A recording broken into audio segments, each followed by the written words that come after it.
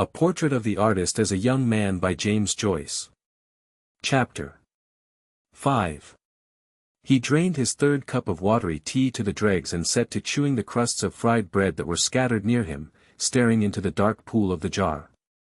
The yellow dripping had been scooped out like a bog hole, and the pool under it brought back to his memory the dark turf-colored water of the bath in Clongowes. The box of pawn tickets at his elbow had just been rifled, and he took up idly one after another in his greasy fingers the blue and white dockets. Scrawled and sanded and creased and bearing the name of the pledger as Daly or McAvoy. 1 pair buskins. 1d coat. 3 articles in white. 1 man's pants.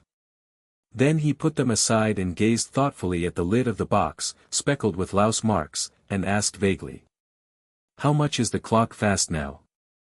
His mother straightened the battered alarm clock that was lying on its side in the middle of the mantelpiece until its dial showed 11:45 and then laid it once more on its side. "An hour and 25 minutes, she said. "The right time now is 20 past 10. The dear knows you might try to be in time for your lectures." "Fill out the place for me to wash," said Stephen. "Katie, fill out the place for Stephen to wash." "Booty, fill out the place for Stephen to wash." "I can't, I'm going for blue." "Fill it out, you, Maggie." When the enameled basin had been fitted into the well of the sink and the old washing glove flung on the side of it, he allowed his mother to scrub his neck and root into the folds of his ears and into the interstices at the wings of his nose. "Well, it's a poor case," she said, "when a university student is so dirty that his mother has to wash him." "But it gives you pleasure," said Stephen calmly.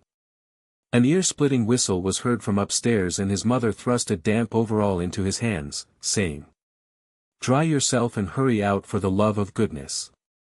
A second shrill whistle, prolonged angrily, brought one of the girls to the foot of the staircase. "Yes, father." "Is your lazy bitch of a brother gone out yet?" "Yes, father." "Sure?" "Yes, father." "Hm." The girl came back, making signs to him to be quick and go out quietly by the back. He has a curious idea of genders if he thinks a bitch is masculine. "Ah, it's a scandalous shame for you, Stephen," said his mother, "and you'll live to rue the day you set your foot in that place. I know how it has changed you." "Good morning, everybody," said Stephen, smiling and kissing the tips of his fingers in adieu. The lane behind the terrace was waterlogged, and as he went down it slowly, choosing his steps amid heaps of wet rubbish, he heard a mad nun screeching in the nuns' madhouse beyond the wall. "Jesus! Oh Jesus! Jesus!" He shook the sound out of his ears by an angry toss of his head and hurried on, stumbling through the mouldering offal, his heart already bitten by an ache of loathing and bitterness. His father's whistle, his mother's mutterings, the screech of an unseen maniac were to him now so many voices offending and threatening to humble the pride of his youth. He drove their echoes even out of his heart with an execration, but as he walked down the avenue and felt the grey morning light falling about him through the dripping trees and smelt the strange wild smell of the wet leaves and bark, his soul was loosed of her miseries. The rain-laden trees of the avenue evoked in him, as always, memories of the girls and women in the plays of Gerhart Hauptmann. And the memory of their pale sorrows and the fragrance falling from the wet branches mingled in a mood of quiet joy. "I was not wearier where I lay." His mind, when wearied of its search for the essence of beauty amid the spectral words of Aristotle or Aquinas, turned often for its pleasure to the dainty songs of the Elizabethans. His mind, in the vesture of a doubting monk, stood often in shadow under the windows of that age. To hear the grave and mocking music of the Luthanists or the frank laughter of waistcoat courtiers until a laugh too low, a phrase, tarnished by time, of chambering and false honor stung his monkish pride and drove him on from his lurking place. The lore which he was believed to pass his days brooding upon so that it had wrapped him from the companionship of youth was only a garner of slender sentences from Aristotle's Poetics and Psychology and a Synopsis Philosophiae Scholasticae ad mentem divi tome. His thinking was a dusk of doubt and self-mistrust, lit up at moments by the lightnings of intuition. But lightnings of so clear a splendor that in those moments the world perished about his feet as if it had been fire-consumed. And thereafter his tongue grew heavy and he met the eyes of others with unanswering eyes. For he felt that the spirit of beauty had folded him round like a mantle and that in reverie at least he had been acquainted with nobility. But when this brief pride of silence upheld him no longer he was glad to find himself still in the midst of common lives. Passing on his way amid the squalor and noise and sloth of the city fearlessly and with a light heart. Near the hoardings on the canal he met the consumptive man with the doll's face and the brimless hat coming towards him down the slope of the bridge with little steps. Tightly buttoned into his chocolate overcoat, and holding his furled umbrella a span or two from him like a divining rod.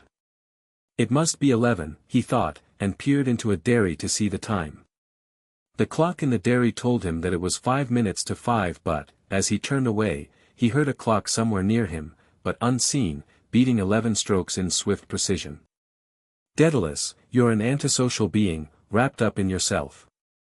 I'm not. I'm a Democrat and I'll work and act for social liberty and equality among all classes and sexes in the United States of the Europe of the future. 11. Then he was late for that lecture too.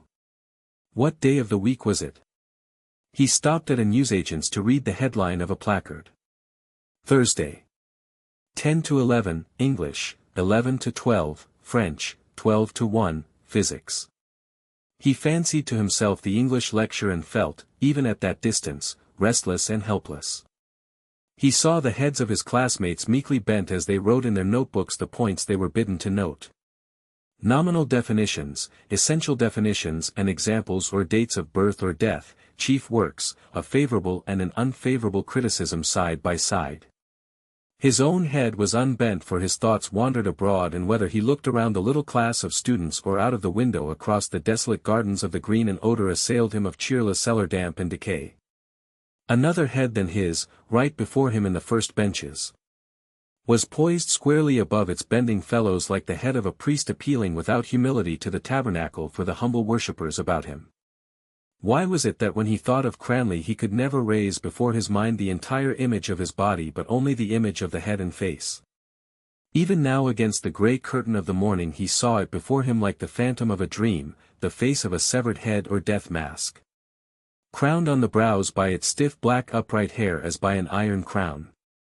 It was a priest-like face, priest-like in its pallor, in the wide-winged nose, in the shadowings below the eyes and along the jaws. Priest-like in the lips that were long and bloodless and faintly smiling, and Stephen, remembering swiftly how he had told Cranley of all the tumults and unrest and longings in his soul. Day after day and night by night, only to be answered by his friend's listening silence.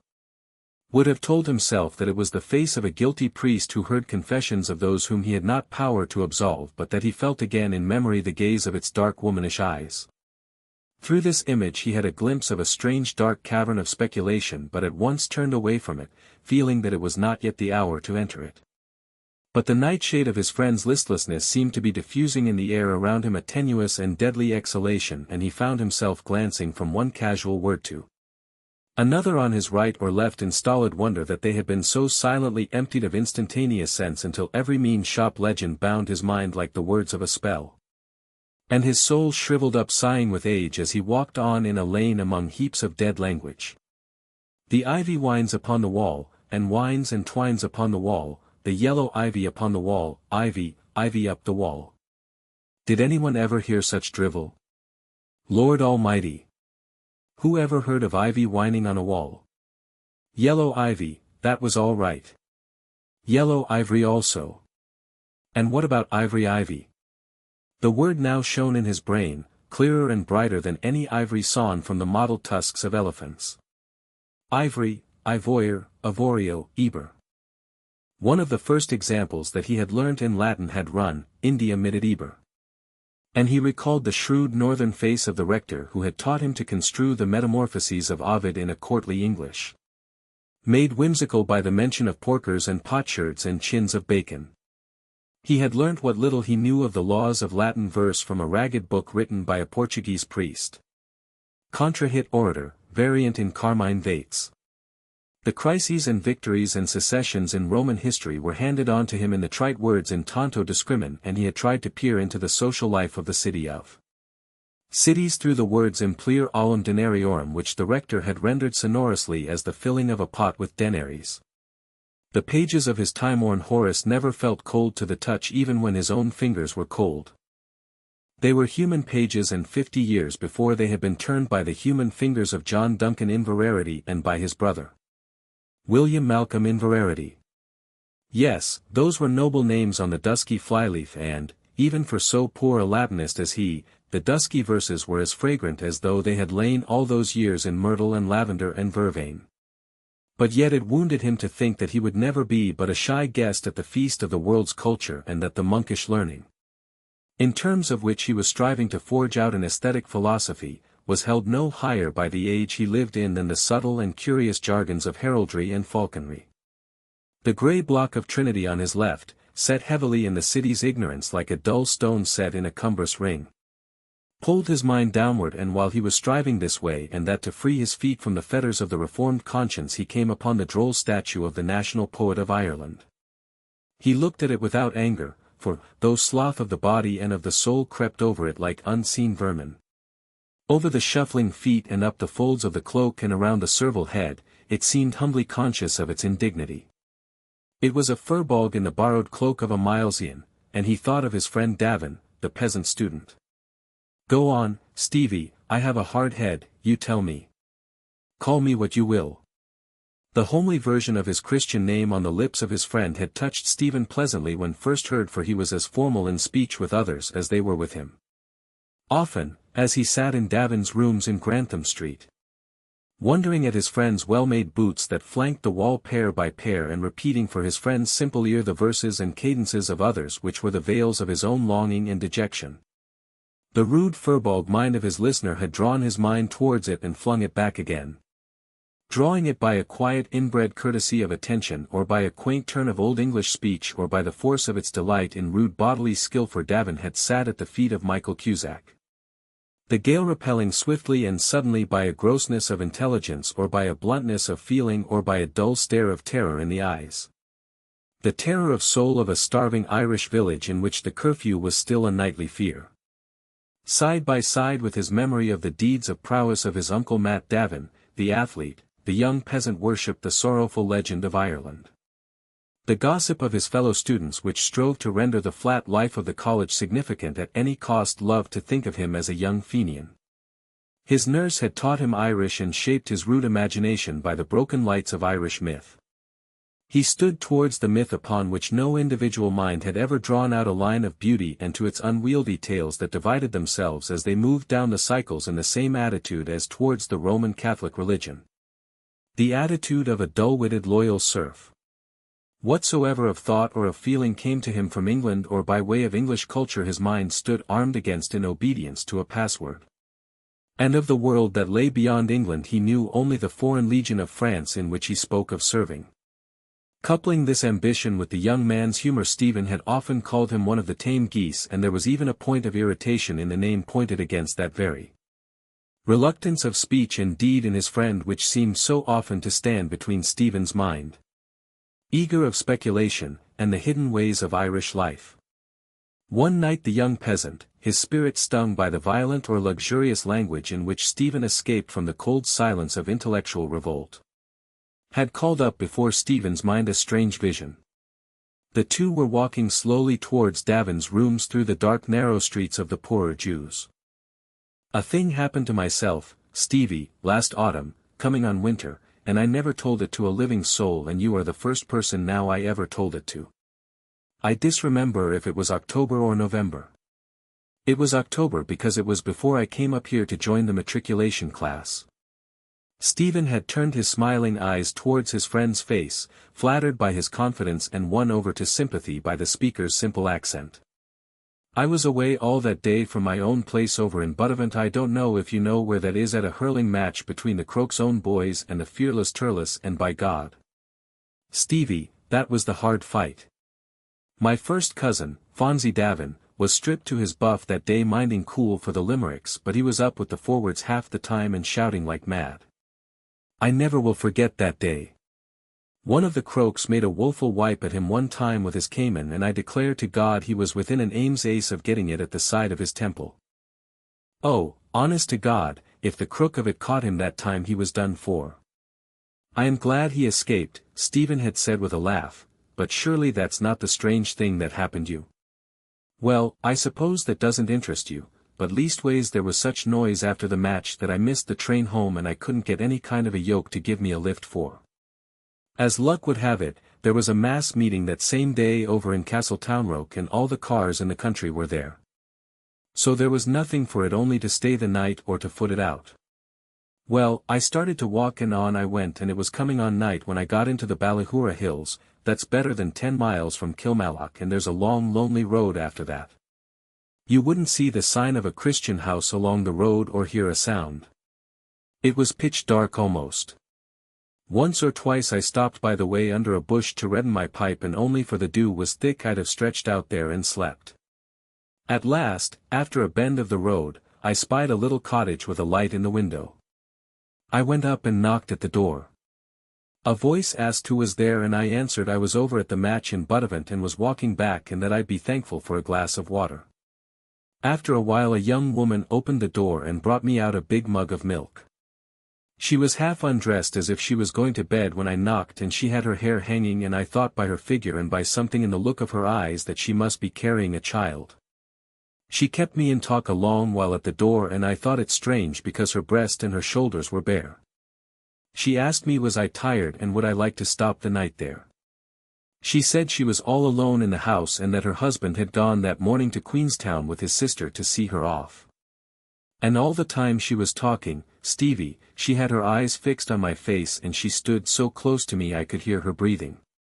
When I handed her back the mug at last she took my hand to draw me in over the threshold and said, "Come in and stay the night here. You've no call to be frightened. There's no one in it but ourselves." I didn't go in, Stevie. I thanked her and went on my way again, all in a fever. At the first bend of the road I looked back and she was standing at the door.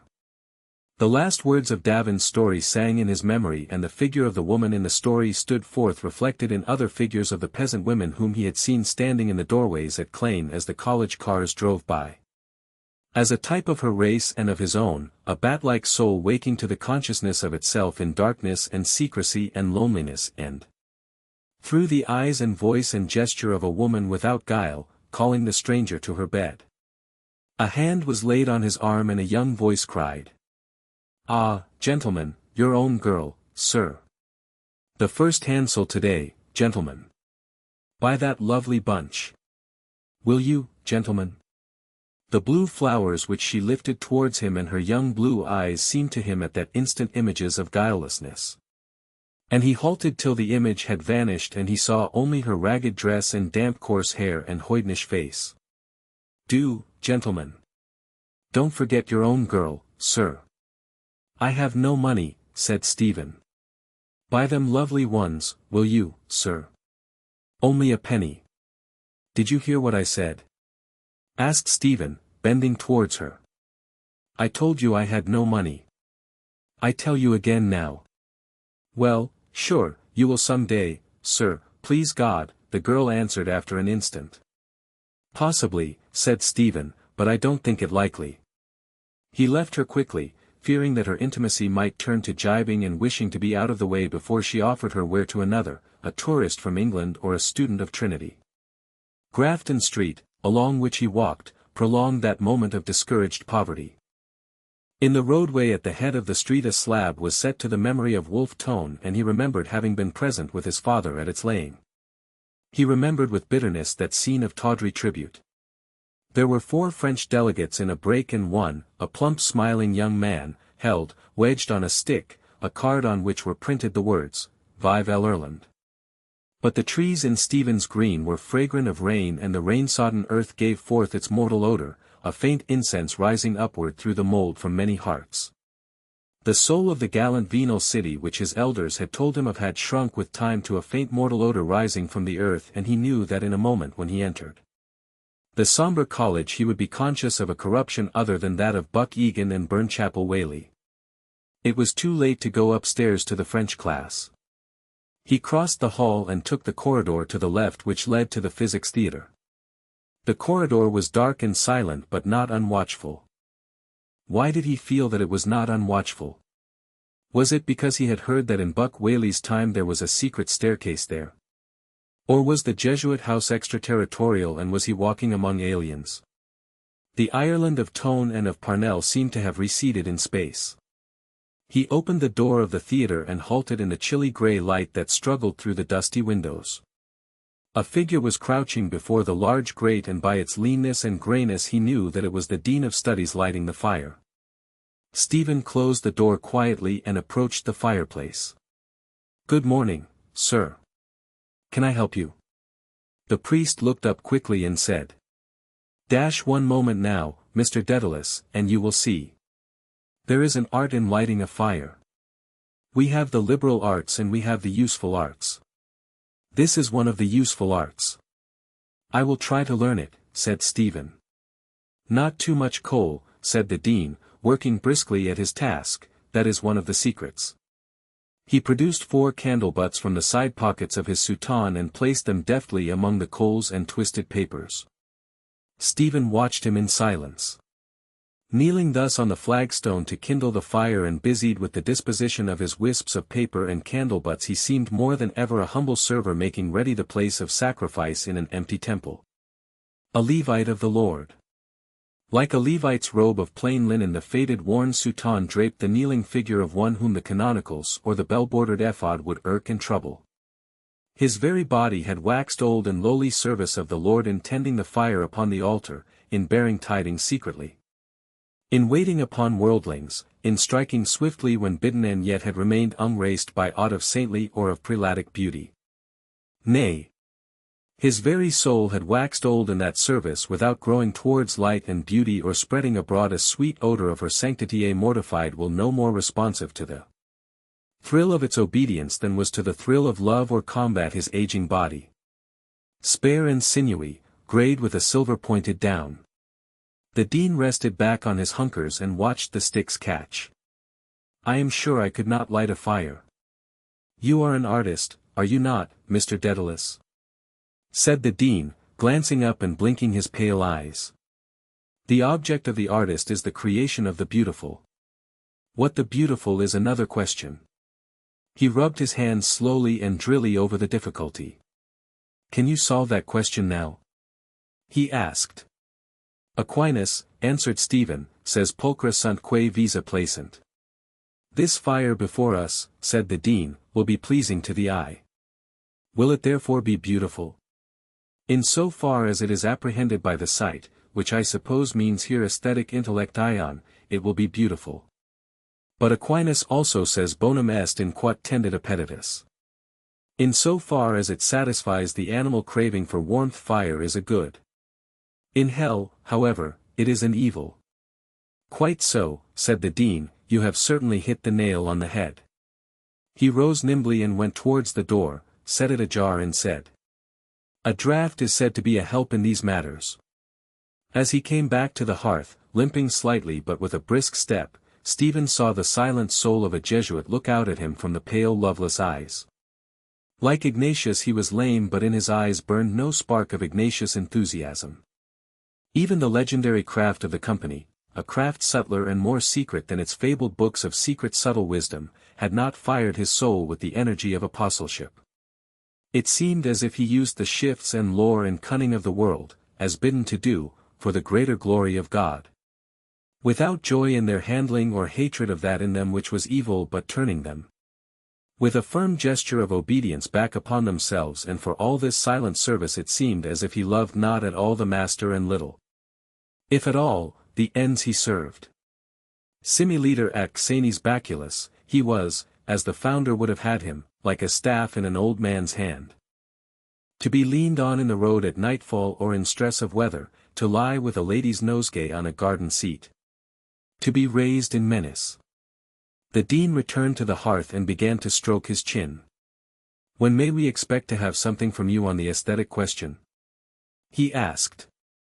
"From me?" said Stephen in astonishment. "I stumble on an idea once a fortnight if I am lucky." "These questions are very profound, Mr. Dedalus," said the dean. "It is like looking down from the cliffs of Maher into the depths. Many go down into the depths and never come up.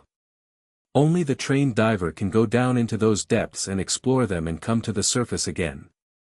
If you mean speculation, sir, said Stephen, I also am sure that there is no such thing as free thinking inasmuch as all thinking must be bound by its own laws. Ha! For my purpose I can work on at present by the light of one or two ideas of Aristotle and Aquinas. I see. I quite see your point. I need them only for my own use and guidance until I have done something for myself by their light.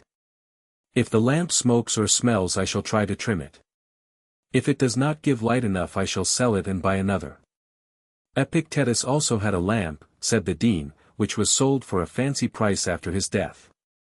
It was the lamp he wrote his philosophical dissertations by. You know Epictetus? An old gentleman, said Stephen coarsely, who said that the soul is very like a bucketful of water. He tells us in his homely way, the dean went on, that he put an iron lamp before a statue of one of the gods and that a thief stole the lamp. What did the philosopher do? He reflected that it was in the character of a thief to steal and determined to buy an earthen lamp next day instead of the iron lamp.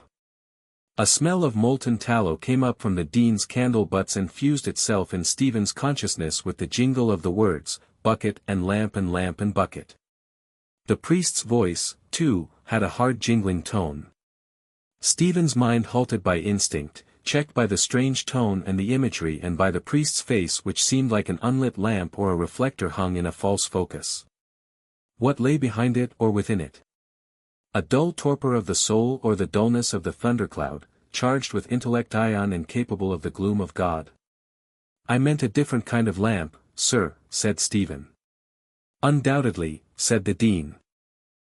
One difficulty, said Stephen, in aesthetic discussion is to know whether words are being used according to the literary tradition or according to the tradition of the marketplace. I remember a sentence of Newman's in which he says of the Blessed Virgin that she was detained in the full company of the saints. The use of the word in the marketplace is quite different. I hope I am not detaining you. Not in the least, said the dean politely. No, no, said Stephen, smiling, I mean. Yes, I see, said the dean quickly, I quite catch the point, detain. He thrust forward his under jaw and uttered a dry short cough. To return to the lamp, he said, the feeding of it is also a nice problem. You must choose the pure oil and you must be careful when you pour it in not to overflow it, not to pour in more than the funnel can hold. What funnel? Asked Stephen. The funnel through which you pour the oil into your lamp. That? Said Stephen. Is that called a funnel? Is it not a tundish? What is a tundish? That. The funnel.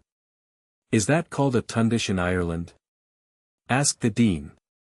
I never heard the word in my life. It is called a tundish in Lower Drumcondra, said Stephen, laughing, where they speak the best English. A tundish, said the dean reflectively. That is a most interesting word.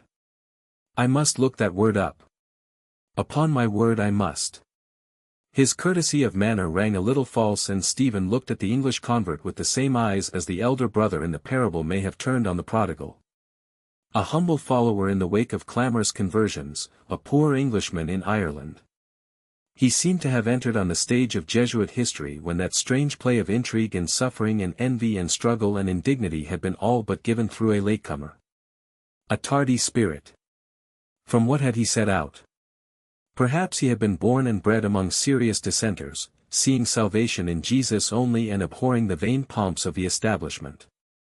Had he felt the need of an implicit faith amid the welter of sectarianism and the jargon of its turbulent schisms? 6 principal men, peculiar people, seed and snake Baptists, supralapsarian dogmatists. Had he found the true church all of a sudden in winding up to the end like a reel of cotton some fine spun line of reasoning upon insufflation on the imposition of hands or the procession of the Holy Ghost? Or had Lord Christ touched him and bidden him follow, like that disciple who had sat at the receipt of custom? As he sat by the door of some zinc-roofed chapel, yawning and telling over his church pence. The dean repeated the word yet again. Tundish. Well now, that is interesting. The question you asked me a moment ago seems to me more interesting. What is that beauty which the artist struggles to express from lumps of earth? Said Stephen coldly. The little words seemed to have turned a rapier point of his sensitiveness against this courteous and vigilant foe. He felt with a smart of dejection that the man to whom he was speaking was a countryman of Ben Jonson. The language in which we are speaking is his before it is mine. How different are the words home, Christ, ale, master, on his lips and on mine. I cannot speak or write these words without unrest of spirit. His language, so familiar and so foreign, will always be for me an acquired speech. I have not made or accepted its words. My voice holds them at bay. My soul frets in the shadow of his language. And to distinguish between the beautiful and the sublime, the Dean added, to distinguish between moral beauty and material beauty. And to inquire what kind of beauty is proper to each of the various arts. These are some interesting points we might take up. Stephen, disheartened suddenly by the Dean's firm, dry tone, was silent, and through the silence a distant noise of many boots and confused voices came up the staircase. In pursuing these speculations, said the Dean conclusively, there is, however, the danger of perishing of inanition. First you must take your degree. Set that before you as your first aim. Then, little by little, you will see your way. I mean in every sense, your way in life and in thinking. It may be uphill peddling at first. Take Mr. Moonan. He was a long time before he got to the top. But he got there. I may not have his talent, said Stephen quietly. You never know, said the Dean brightly. We never can say what is in us. I most certainly should not be despondent. Per aspera ad astra. He left the hearth quickly and went towards the landing to oversee the arrival of the first arts class. Leaning against the fireplace, Stephen heard him greet briskly and impartially every student of the class and could almost see the frank smiles of the coarser students. A desolating pity began to fall like dew upon his easily embittered heart for this faithful serving man of the knightly Loyola. For this half-brother of the clergy, more venal than they in speech, more steadfast of soul than they. One whom he would never call his ghostly father. And he thought how this man and his companions had earned the name of worldlings at the hands not of the unworldly only but of the worldly also for having pleaded, during all their history, at the bar of God's justice for the souls of the lax and the lukewarm and the prudent.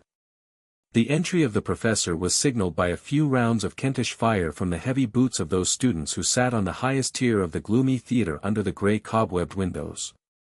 The calling of the roll began and the responses to the names were given out in all tones until the name of Peter Byrne was reached. Here. A deep bass note in response came from the upper tier, followed by coughs of protest along the other benches. The professor paused in his reading and called the next name. Cranley. No answer. Mr. Cranley. A smile flew across Stephen's face as he thought of his friend's studies. Try Leopardstown. Said a voice from the bench behind. Stephen glanced up quickly, but Moynihan's snoutish face, outlined on the grey light, was impassive. A formula was given out. Give me some paper for God's sake. Are you as bad as that? Asked Moynihan with a broad grin. He tore a sheet from his scribbler and passed it down, whispering. In case of necessity any layman or woman can do it. The formula which he wrote obediently on the sheet of paper, the coiling and uncoiling calculations of the professor, the spectre-like symbols of force and velocity fascinated and jaded Stephen's mind. He had heard some say that the old professor was an atheist Freemason. Oh, the grey dull day! It seemed a limbo of painless patient consciousness through which souls of mathematicians might wander. Projecting long slender fabrics from plane to plane of ever rarer and paler twilight, radiating swift eddies to the last verges of a universe ever vaster. Farther and more impalpable. So we must distinguish between elliptical and ellipsoidal. Perhaps some of you gentlemen may be familiar with the works of Mr. W. S. Gilbert. On a cloth untrue with a twisted cue and elliptical billiard balls. He means a ball having the form of the ellipsoid of the principal axis of which I spoke a moment ago. Moynihan leaned down towards Stephen's ear and murmured. What price ellipsoidal balls? Chase me, ladies, I'm in the cavalry. His fellow students' rude humor ran like a gust through the cloister of Stephen's mind, shaking into gay life limp priestly vestments that hung upon the walls, setting them to sway and caper in a Sabbath of misrule. The forms of the community emerged from the gust-blown vestments, the dean of studies, the portly florid bursar with his cap of grey hair, the president, the little priest with feathery hair who wrote devout verses, the squat peasant form of the professor of economics, the tall form of the young professor of mental science discussing on the landing a case of conscience with his class like a giraffe cropping high leafage among a herd of antelopes, the grave troubled prefect of the sodality, the plump round-head professor of Italian with his rogue's eyes. They came ambling and stumbling, tumbling and capering, kilting their gowns for leap-frog, holding one another back, shaken with deep false laughter, smacking one another behind and laughing at their rude malice, calling to one another by familiar nicknames, protesting with sudden dignity at some rough usage, whispering two and two behind their hands. The professor had gone to the glass cases on the sidewall, from a shelf of which he took down a set of coils, blew away the dust from many points and, bearing it carefully to the table, held a finger on it while he proceeded with his lecture. He explained that the wires in modern coils were of a compound called platinoid lately discovered by F. W. Martino. He spoke clearly the initials and surname of the discoverer. Good old Freshwater Martin. Ask him, Stephen whispered back with weary humor, if he wants a subject for electrocution. He can have me. Moynihan, seeing the professor bend over the coils, rose in his bench and, clacking noiselessly the fingers of his right hand, began to call with the voice of a slobbering urchin. Please, teacher. This boy is after saying a bad word, teacher. Platinoid, the professor said solemnly, is preferred to German silver because it has a lower coefficient of resistance by changes of temperature. The platinoid wire is insulated and the covering of silk that insulates it is wound on the ebonite bobbins just where my finger is. If it were wound single an extra current would be induced in the coils. The bobbins are saturated in hot paraffin wax. A sharp Ulster voice said from the bench below Stephen. Are we likely to be asked questions on applied science? The professor began to juggle gravely with the terms pure science and applied science. A heavy-built student, wearing gold spectacles, stared with some wonder at the questioner. Isn't McAllister a devil for his pound of flesh? Stephen looked coldly on the oblong skull beneath him overgrown with tangled twine-colored hair. The voice, the accent, the mind of the questioner offended him and he allowed the offense to carry him towards willful unkindness, bidding his mind think that the student's father would have done better had he sent his son to Belfast to study and have saved something on the train fare by so doing. The oblong skull beneath did not turn to meet this shaft of thought and yet the shaft came back to its bowstring, for he saw in a moment the student's way-pale face. That thought is not mine, he said to himself quickly. It came from the comic Irishman in the bench behind. Patience. Can you say with certitude by whom the soul of your race was bartered and its elect betrayed by the questioner or by the mocker? Patience. Remember Epictetus. It is probably in his character to ask such a question at such a moment in such a tone and to pronounce the word science as a monosyllable. The droning voice of the professor continued to wind itself slowly round and round the coils it spoke of, doubling, trebling, quadrupling its somnolent energy as the coil multiplied its ohms of resistance. Moynihan's voice called from behind an echo to a distant bell. Closing time, gents. The entrance hall was crowded and loud with talk. On a table near the door were two photographs in frames and between them a long roll of paper bearing an irregular tale of signatures. Machen went briskly to and fro among the students, talking rapidly, answering rebuffs and leading one after another to the table. In the inner hall the dean of studies stood talking to a young professor, stroking his chin gravely and nodding his head. Stephen, checked by the crowd at the door, halted irresolutely. From under the wide falling leaf of a soft hat Cranley's dark eyes were watching him. Have you signed? Stephen asked. Cranley closed his long thin-lipped mouth, communed with himself an instant and answered. Ego habeo. What is it for? Quat. What is it for? Cranley turned his pale face to Stephen and said blandly and bitterly. Per pax universalis. Stephen pointed to the Tsar's photograph and said. He has the face of a besotted Christ. The scorn and anger in his voice brought Cranley's eyes back from a calm survey of the walls of the hall. Are you annoyed? He asked. No, answered Stephen. Are you in bad humor? Number. Credo ut vos sanguinarius mendax estis, said Cranley, quia facies vostra monstrat ut vos in damno malo humor estis. Moynihan, on his way to the table, said in Stephen's ear. Macan is in tip-top form. Ready to shed the last drop. Brand new world. No stimulants and votes for the bitches. Stephen smiled at the manner of this confidence and, when Moynihan had passed, turned again to meet Cranley's eyes. Perhaps you can tell me, he said, why he pours his soul so freely into my ear. Can you? A dull scowl appeared on Cranley's forehead. A sugar. Cause est in malo humor, said Stephen, ego aut vos. Cranley did not take up the taunt. A flaming bloody sugar, that's what he is. It was his epitaph for all dead friendships, and Stephen wondered whether it would ever be spoken in the same tone over his memory. The heavy lumpish phrase sank slowly out of hearing like a stone through a quagmire. Stephen saw it sink as he had seen many another, feeling its heaviness depress his heart. Cranley's speech, unlike that of Davin, had neither rare phrases of Elizabethan English nor quaintly turned versions of Irish idiom. Its drawl was an echo of the quays of Dublin given back by a bleak decaying seaport. Its energy an echo of the sacred eloquence of Dublin given back flatly by a Wicklow pulpit. The heavy scowl faded from Cranley's face as Macan marched briskly towards them from the other side of the hall. Here you are, said Macan cheerily. Here I am, said Stephen. Late as usual. Can you not combine the progressive tendency with a respect for punctuality? That question is out of order, said Stephen. Next business. His smiling eyes were fixed on a silver-wrapped tablet of milk chocolate which peeped out of the propagandist's breast pocket. A little ring of listeners closed round to hear the war of wits. A lean student with olive skin and lank black hair thrust his face between the two, glancing from one to the other at each phrase and seeming to try to catch each flying phrase in his open moist mouth.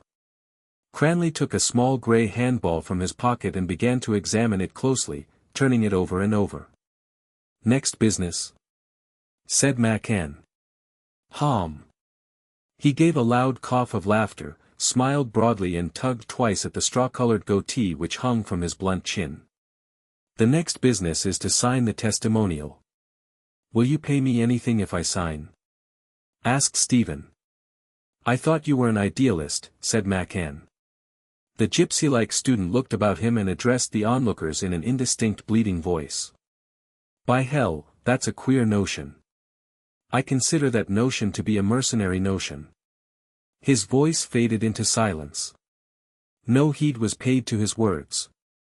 He turned his olive face, equine in expression, towards Stephen, inviting him to speak again. Macan began to speak with fluent energy of the Tsar's rescript, of stead, of general disarmament, arbitration in cases of international disputes, of the signs of the times, of the new humanity and the new gospel of life which would make it the business of the community to secure as cheaply as possible the greatest possible happiness of the greatest possible number. The gypsy student responded to the close of the period by crying. 3 cheers for universal brotherhood. Go on, Temple, said a stout ruddy student near him. I'll stand you a pint after.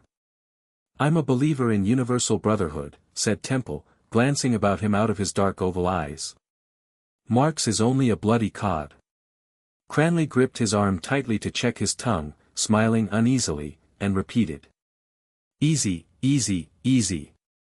Temple struggled to free his arm but continued, his mouth flecked by a thin foam.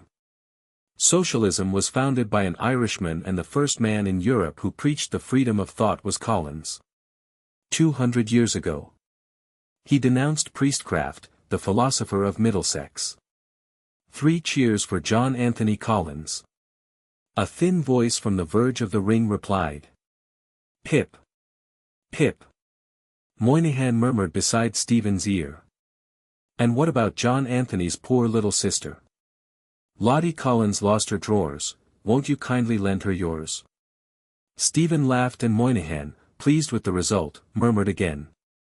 We'll have 5 bob each way on John Anthony Collins. I am waiting for your answer, said Machen briefly. The affair doesn't interest me in the least, said Stephen wearily. You know that well. Why do you make a scene about it? Good, said Machen, smacking his lips. You are a reactionary, then. Do you think you impress me, Stephen asked, when you flourish your wooden sword? Metaphors, said Machen bluntly. Come to facts.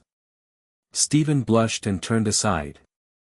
Minor poets, I suppose, are above such trivial questions as the question of universal peace. Cranley raised his head and held the handball between the 2 students by way of a peace offering, saying, Pax super totum sanguinarium globum. Stephen, moving away the bystanders, jerked his shoulder angrily in the direction of the Tsar's image, saying, Keep your icon. If we must have a Jesus, let us have a legitimate Jesus. By hell, that's a good one, said the gypsy student to those about him, that's a fine expression. I like that expression immensely.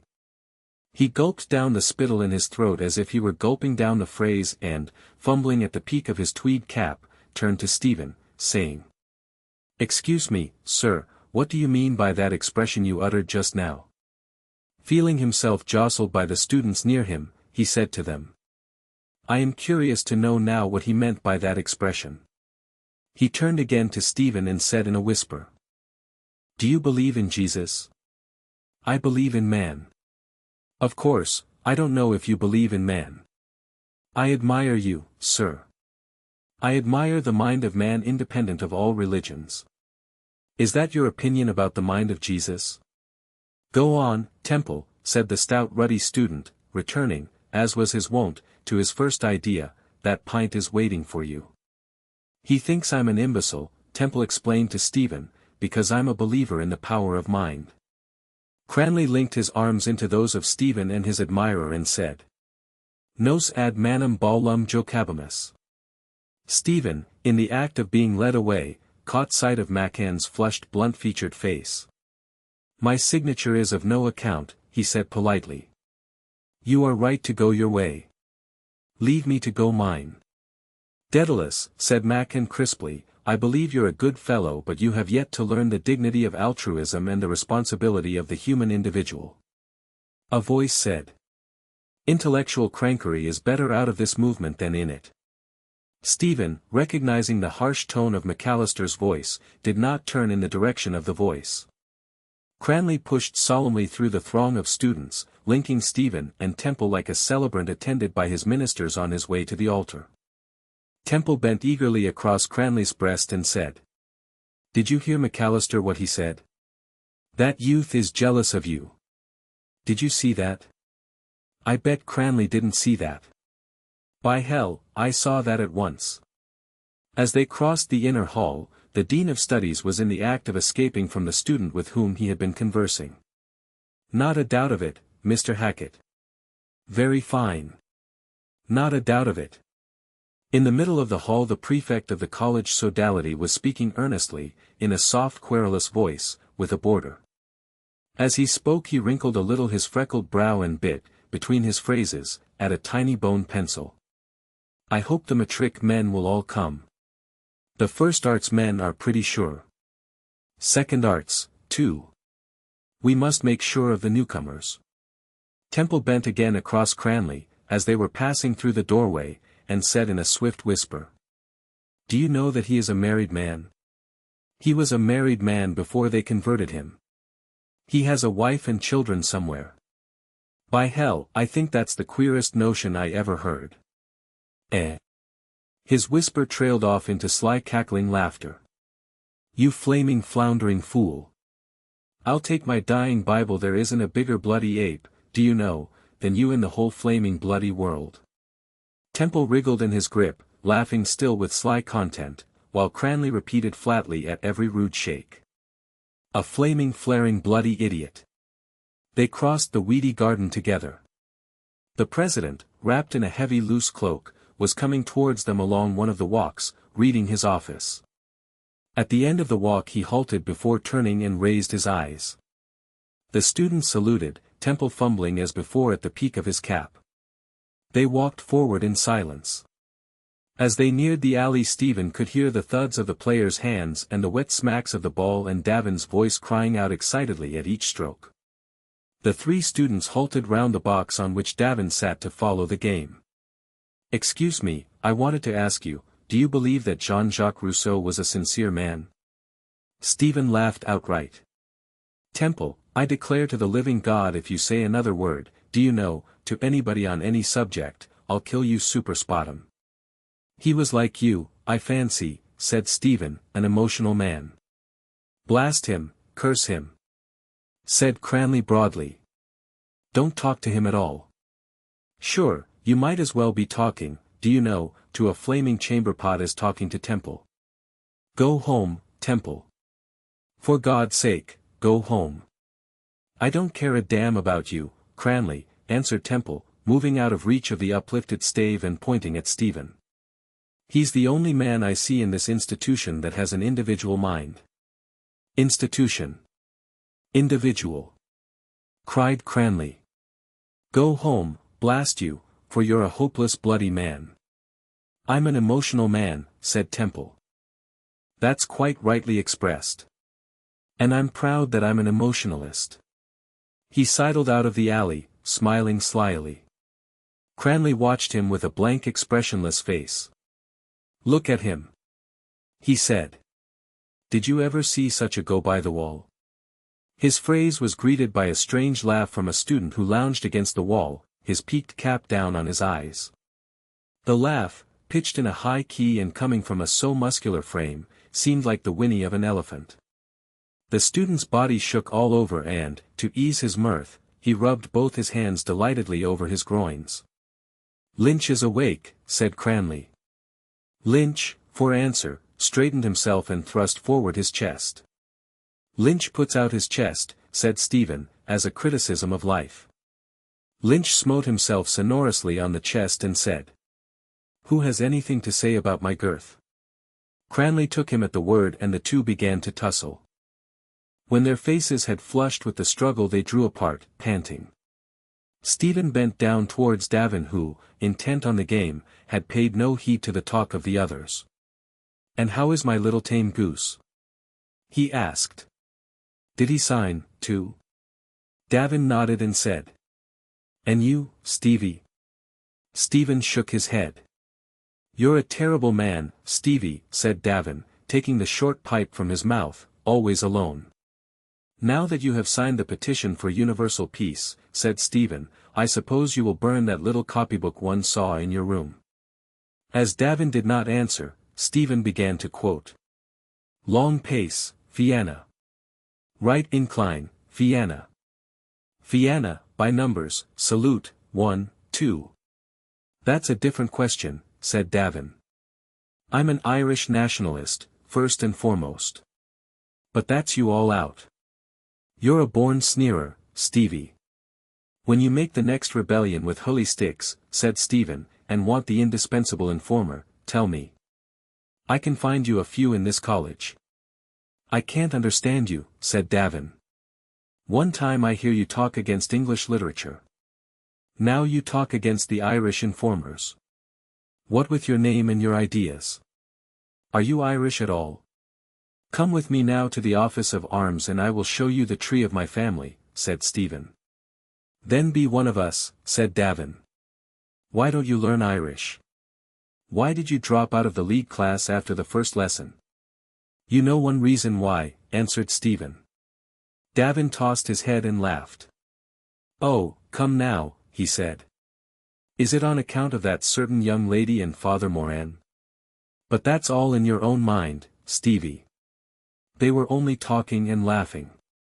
Stephen paused and laid a friendly hand upon Davin's shoulder. Do you remember, he said, when we knew each other first? The first morning we met you asked me to show you the way to the matriculation class, putting a very strong stress on the first syllable. You remember? Then you used to address the Jesuits as Father, you remember? I ask myself about you, is he as innocent as his speech? I'm a simple person, said Davin. You know that. When you told me that night in Harcourt Street those things about your private life, honest to God, Stevie, I was not able to eat my dinner. I was quite bad. I was awake a long time that night.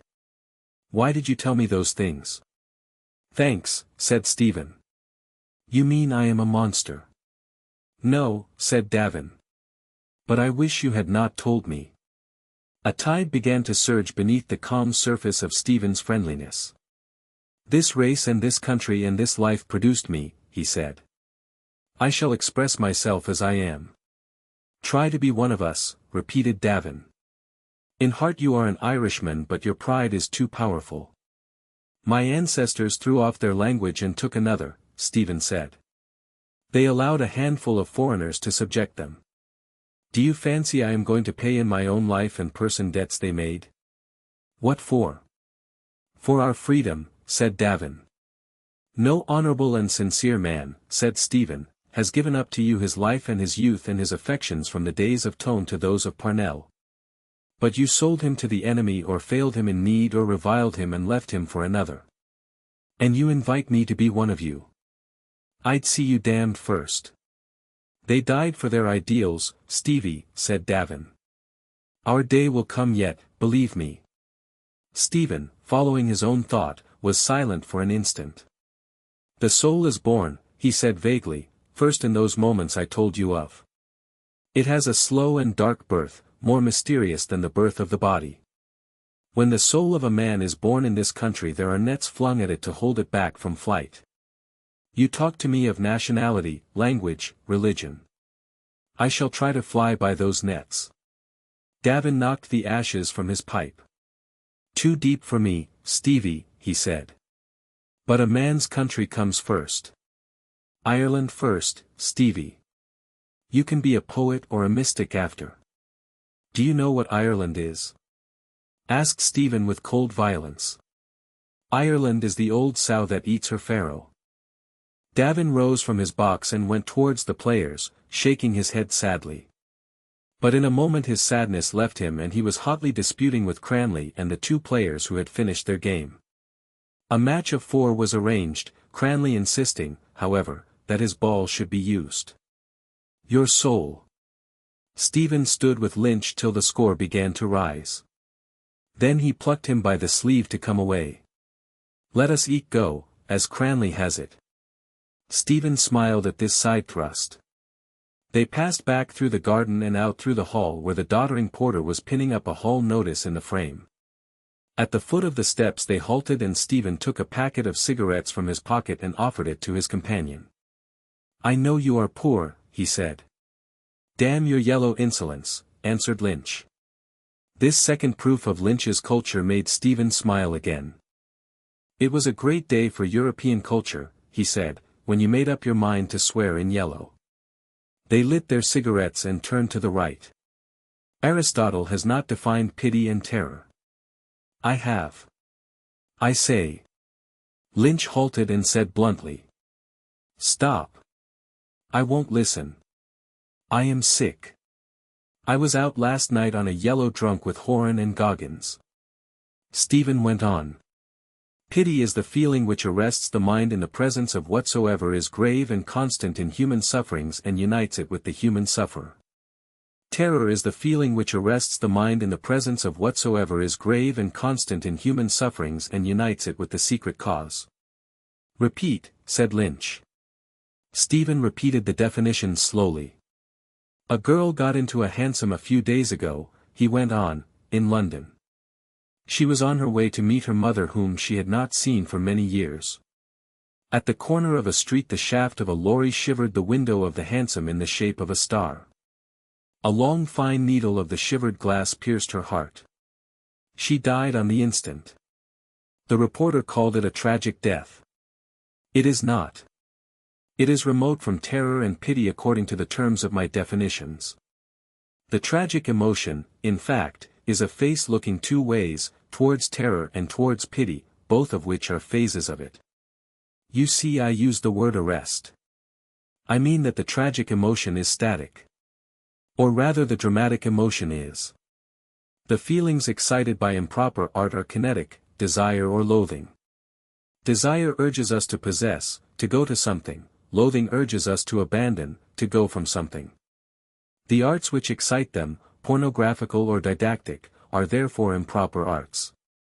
The aesthetic emotion, I use the general term, is therefore static. The mind is arrested and raised above desire and loathing. You say that art must not excite desire, said Lynch. I told you that one day I wrote my name in pencil on the backside of the Venus of Praxiteles in the museum. Was that not desire?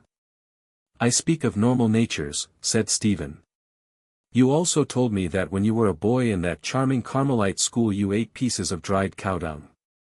Lynch broke again into a whinny of laughter and again rubbed both his hands over his groins but without taking them from his pockets. Oh, I did. I did. He cried. Stephen turned towards his companion and looked at him for a moment boldly in the eyes. Lynch, recovering from his laughter, answered his look from his humbled eyes. The long slender flattened skull beneath the long pointed cap brought before Stephen's mind the image of a hooded reptile. The eyes, too, were reptile-like in glint and gaze. Yet at that instant, humbled and alert in their look, they were lit by one tiny human point, the window of a shriveled soul, poignant and self-embittered. As for that, Stephen said in polite parenthesis, we are all animals. I also am an animal. You are, said Lynch. But we are just now in a mental world, Stephen continued. The desire and loathing excited by improper aesthetic means are really not aesthetic emotions not only because they are kinetic in character but also because they are not more than physical. Our flesh shrinks from what it dreads and responds to the stimulus of what it desires by a purely reflex action of the nervous system. Our eyelid closes before we are aware that the fly is about to enter our eye. Not always, said Lynch critically. In the same way, said Stephen, your flesh responded to the stimulus of a naked statue, but it was, I say, simply a reflex action of the nerves. Beauty expressed by the artist cannot awaken in us an emotion which is kinetic or a sensation which is purely physical. It awakens, or ought to awaken, or induces, or ought to induce, an aesthetic stasis, an ideal pity or an ideal terror.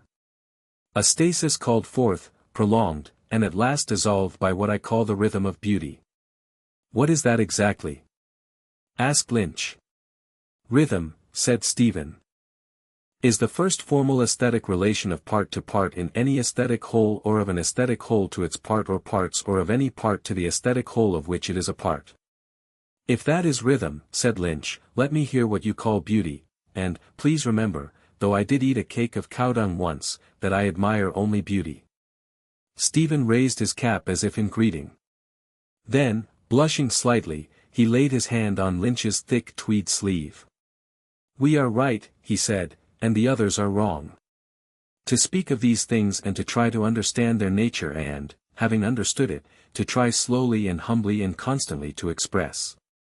To press out again, from the gross earth or what it brings forth, from sound and shape and color which are the prison gates of our soul. An image of the beauty we have come to understand that is art. They had reached the canal bridge and, turning from their course, went on by the trees. A crude grey light, mirrored in the sluggish water and a smell of wet branches over their heads seemed to war against the course of Stephen's thought. But you have not answered my question, said Lynch. What is art? What is the beauty it expresses? That was the first definition I gave you, you sleepyhead wretch, said Stephen, when I began to try to think out the matter for myself. Do you remember the night? Cranley lost his temper and began to talk about Wicklow bacon. I remember, said Lynch. He told us about them flaming fat devils of pigs. Art, said Stephen, is the human disposition of sensible or intelligible matter for an aesthetic end. You remember the pigs and forget that. You are a distressing pair, you and Cranley. Lynch made a grimace at the raw grey sky and said. If I am to listen to your aesthetic philosophy, give me at least another cigarette. I don't care about it. I don't even care about women. Damn you and damn everything. I want a job of $500 a year. You can't get me one. Stephen handed him the packet of cigarettes. Proceed. Aquinas, said Stephen, says that is beautiful, the apprehension of which pleases. Lynch nodded. I remember that, he said, pulchra sunt quae visa placent. He uses the word visa, said Stephen, to cover aesthetic apprehensions of all kinds, whether through sight or hearing or through any other avenue of apprehension. This word, though it is vague, is clear enough to keep away good and evil which excite desire and loathing. It means certainly a stasis and not a kinesis. How about the true? It produces also a stasis of the mind. You would not write your name in pencil across the hypotenuse of a right-angled triangle. No, said Lynch, give me the hypotenuse of the Venus of Praxiteles. Static therefore, said Stephen. Plato, I believe, said that beauty is the splendor of truth. I don't think that it has a meaning, but the true and the beautiful are akin. Truth is beheld by the intellect, which is appeased by the most satisfying relations of the intelligible. Beauty is beheld by the imagination, which is appeased by the most satisfying relations of the sensible. The first step in the direction of truth is to understand the frame and scope of the intellect itself, to comprehend the act itself of intellectation. Aristotle's entire system of philosophy rests upon his book of psychology, and that, I think, rests on his statement that the same attribute cannot at the same time and in the same connection belong to and not belong to the same subject. The first step in the direction of beauty is to understand the frame and scope of the imagination, to comprehend the act itself of aesthetic apprehension. Is that clear? But what is beauty? Asked Lynch impatiently. Out with another definition. Something we see and like. Is that the best you and Aquinas can do? Let us take woman, said Stephen. Let us take her. Said Lynch fervently. The Greek, the Turk, the Chinese, the Copt, the Hottentot, said Stephen, all admire a different type of female beauty. That seems to be a maze out of which we cannot escape. I see, however, two ways out. One is this hypothesis, that every physical quality admired by men and women is in direct connection with the manifold functions of women for the propagation of the species. It may be so. The world, it seems, is drearier than even you, Lynch, imagined. For my part, one dislike that way out. It leads to eugenics rather than to aesthetic. It leads you out of the maze into a new gaudy lecture room where Macan, with one hand on the origin of species and the other hand on the New Testament, tells you that you admired the great flanks of Venus because you felt that she would bear you burly offspring, and admired her great breasts because you felt that she would give good milk to her children and yours. Then Macan is a sulphur-yellow liar, said Lynch energetically. There remains another way out, said Stephen, laughing. To wit, said Lynch. This hypothesis, Stephen began. A long dray laden with old iron came round the corner of Sir Patrick Dun's hospital, covering the end of Stephen's speech with the harsh roar of jangled and rattling metal. Lynch closed his ears and gave out oath after oath till the dray had passed. Then he turned on his heel rudely. Stephen turned also and waited for a few moments till his companion's ill humor had its vent. This hypothesis, Stephen repeated, is the other way out, that, though the same object may not seem beautiful to all people who admire a beautiful object find in it certain relations which satisfy and coincide with the stages themselves of all aesthetic apprehension. These relations of the sensible, visible to you through one form and to me through another, must be therefore the necessary qualities of beauty.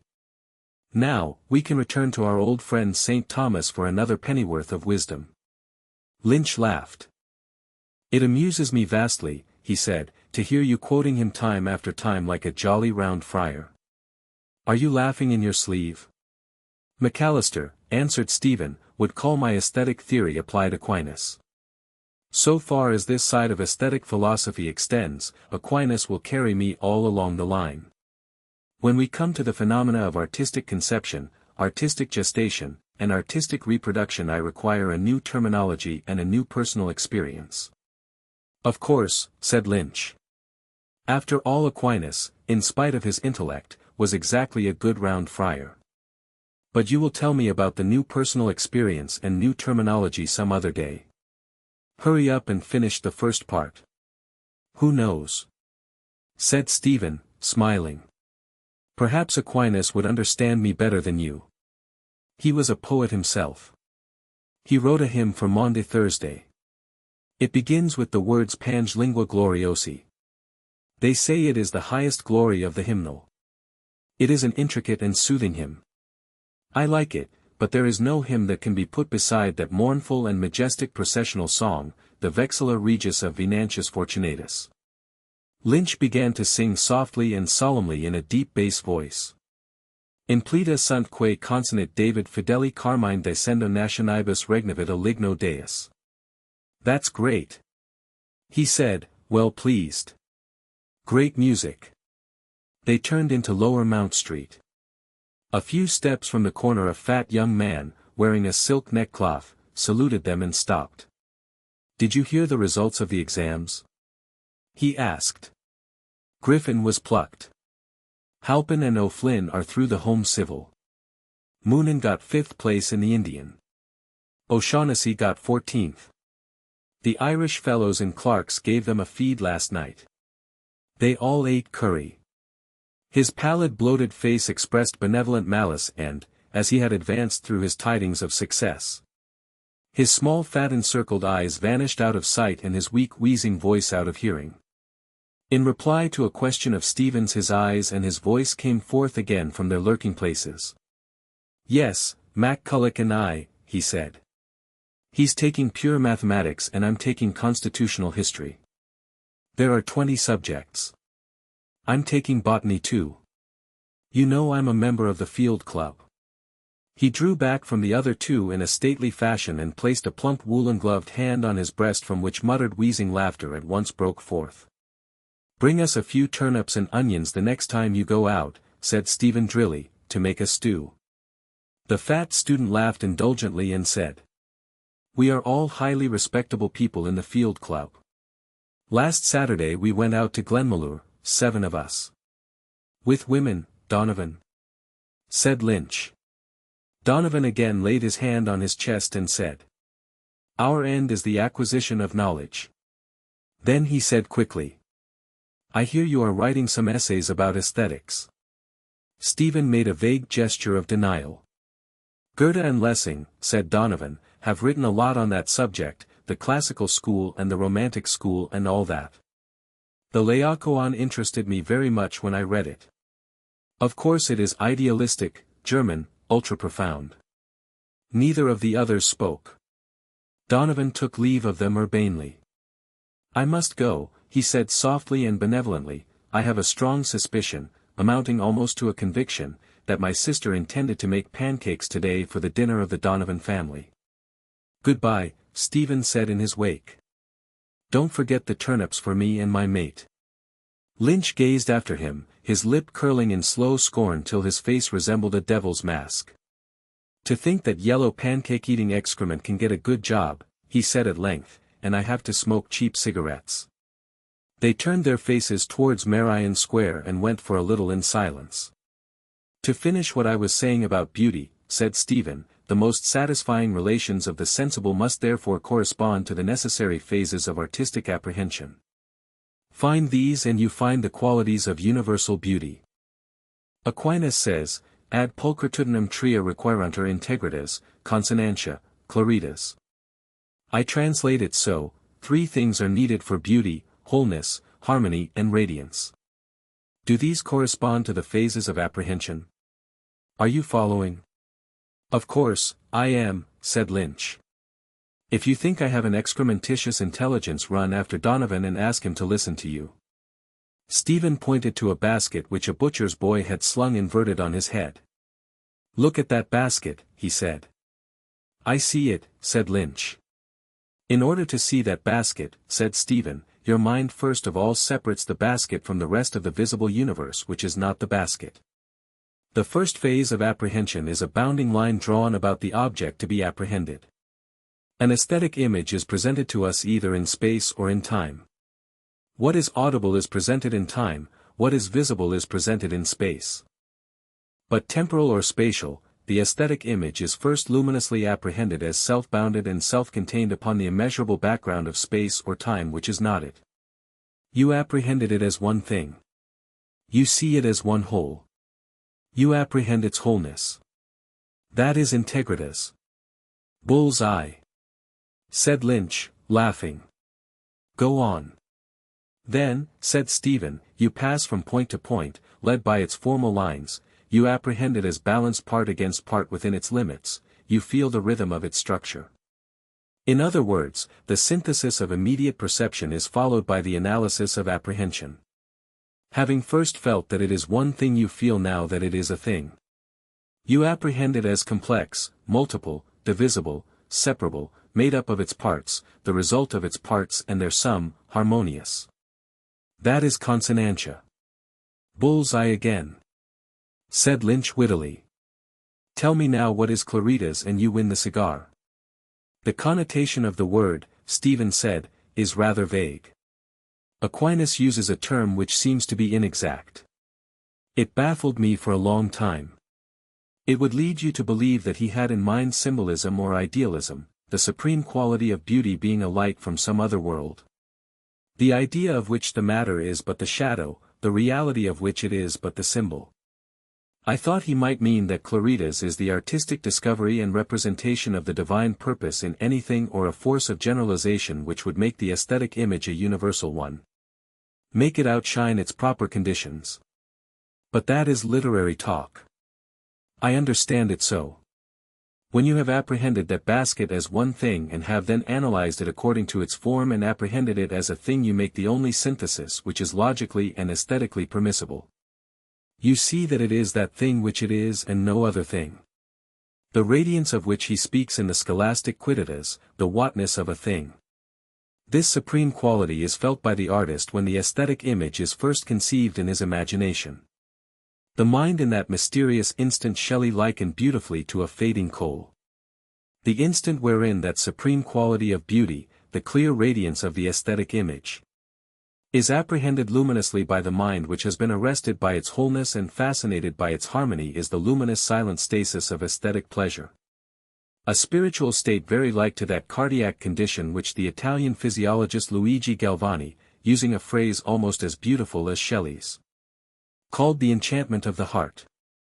Stephen paused and, though his companion did not speak, felt that his words had called up around them a thought-enchanted silence.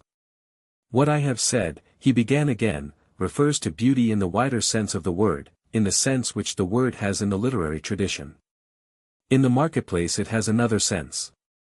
When we speak of beauty in the second sense of the term, our judgment is influenced in the first place by the art itself and by the form of that art. The image, it is clear, must be set between the mind or senses of the artist himself and the mind or senses of others. If you bear this in memory, you will see that art necessarily divides itself into three forms progressing from one to the next. These forms are, the lyrical form, the form wherein the artist presents his image in immediate relation to himself. The epical form, the form wherein he presents his image in mediate relation to himself and to others. The dramatic form, the form wherein he presents his image in immediate relation to others. That you told me a few nights ago, said Lynch, and we began the famous discussion. I have a book at home, said Stephen, in which I have written down questions which are more amusing than yours were. In finding the answers to them I found the theory of aesthetic which I am trying to explain. Here are some questions I set myself. Is a chair finely made tragic or comic? Is the portrait of Mona Lisa good if I desire to see it? Is the bust of Sir Philip Crampton lyrical, epical or dramatic? If not, why not? Why not, indeed? Said Lynch, laughing. If a man hacking in fury at a block of wood, Stephen continued, make there an image of a cow, is that image a work of art? If not, why not? That's a lovely one, said Lynch, laughing again. That has the true scholastic stink. Lessing, said Stephen, should not have taken a group of statues to write of. The art, being inferior, does not present the forms I spoke of distinguished clearly one from another. Even in literature, the highest and most spiritual art, the forms are often confused. The lyrical form is in fact the simplest verbal vesture of an instant of emotion, a rhythmical cry such as ages ago cheered on the man who pulled at the oar or dragged stones up a slope. He who utters it is more conscious of the instant of emotion than of himself as feeling emotion. The simplest epical form is seen emerging out of lyrical literature when the artist prolongs and broods upon himself as the center of an epical event, and this form progresses till the center of emotional gravity is equidistant from the artist himself and from others. The narrative is no longer purely personal. The personality of the artist passes into the narration itself, flowing round and round the persons and the action like a vital sea. This progress you will see easily in that Old English ballad Turpin Hero, which begins in the first person and ends in the third person. The dramatic form is reached when the vitality which has flowed and eddied round each person fills every person with such vital force that he or she assumes a proper and intangible aesthetic life. The personality of the artist, at first a cry or a cadence or a mood and then a fluid and lambent narrative, finally refines itself out of existence, impersonalizes itself, so to speak. The aesthetic image in the dramatic form is life purified in and reprojected from the human imagination. The mystery of aesthetic, like that of material creation, is accomplished. The artist, like the God of creation, remains within or behind or beyond or above his handiwork, invisible, refined out of existence, indifferent, paring his fingernails. Trying to refine them also out of existence, said Lynch. A fine rain began to fall from the high-veiled sky and they turned into the Duke's lawn to reach the National Library before the shower came. What do you mean, Lynch asked surlily, by prating about beauty and the imagination in this miserable God-forsaken island? No wonder the artist retired within or behind his handiwork after having perpetrated this country. The rain fell faster. When they passed through the passage beside Kildare House they found many students sheltering under the arcade of the library. Cranley, leaning against a pillar, was picking his teeth with a sharpened match, listening to some companions. Some girls stood near the entrance door. "Your beloved is here." Stephen took his place silently on the step below the group of students, heedless of the rain which fell fast, turning his eyes towards her from time to time. She too stood silently among her companions.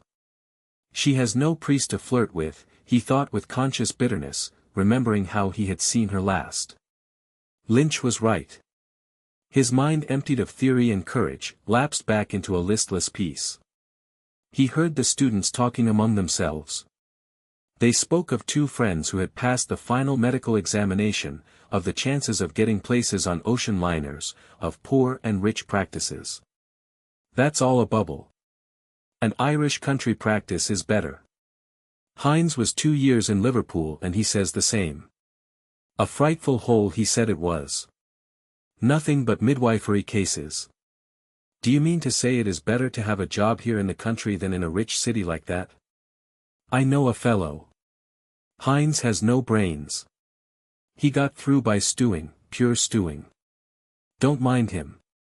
There's plenty of money to be made in a big commercial city. Depends on the practice. Ego credo ut vita pauperum est simpliciter atrox, simpliciter sanguinarius atrox, in Liverpoolio.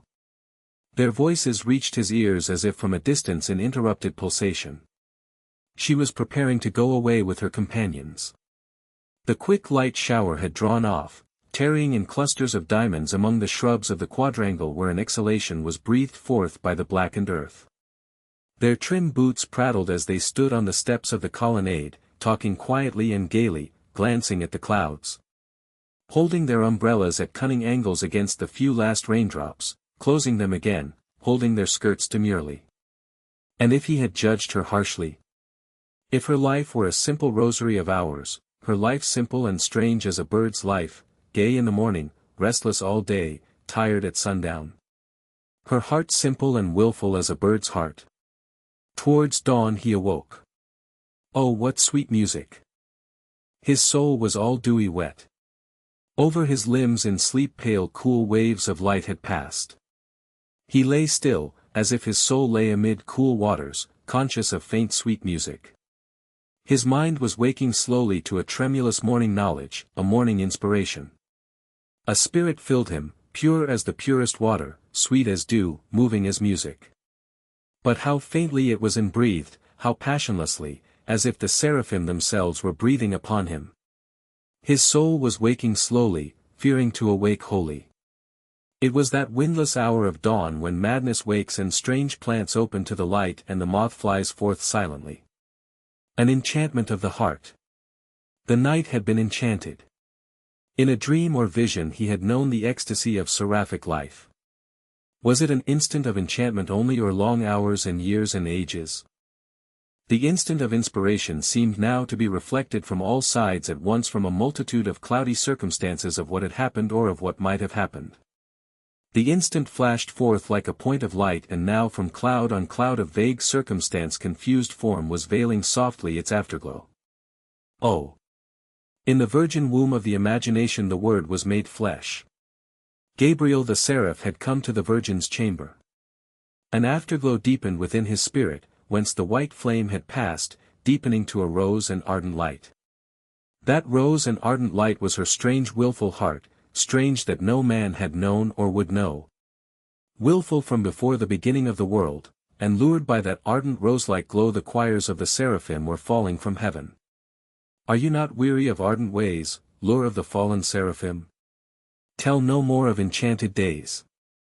The verses passed from his mind to his lips and, murmuring them over, he felt the rhythmic movement of a villanelle pass through them.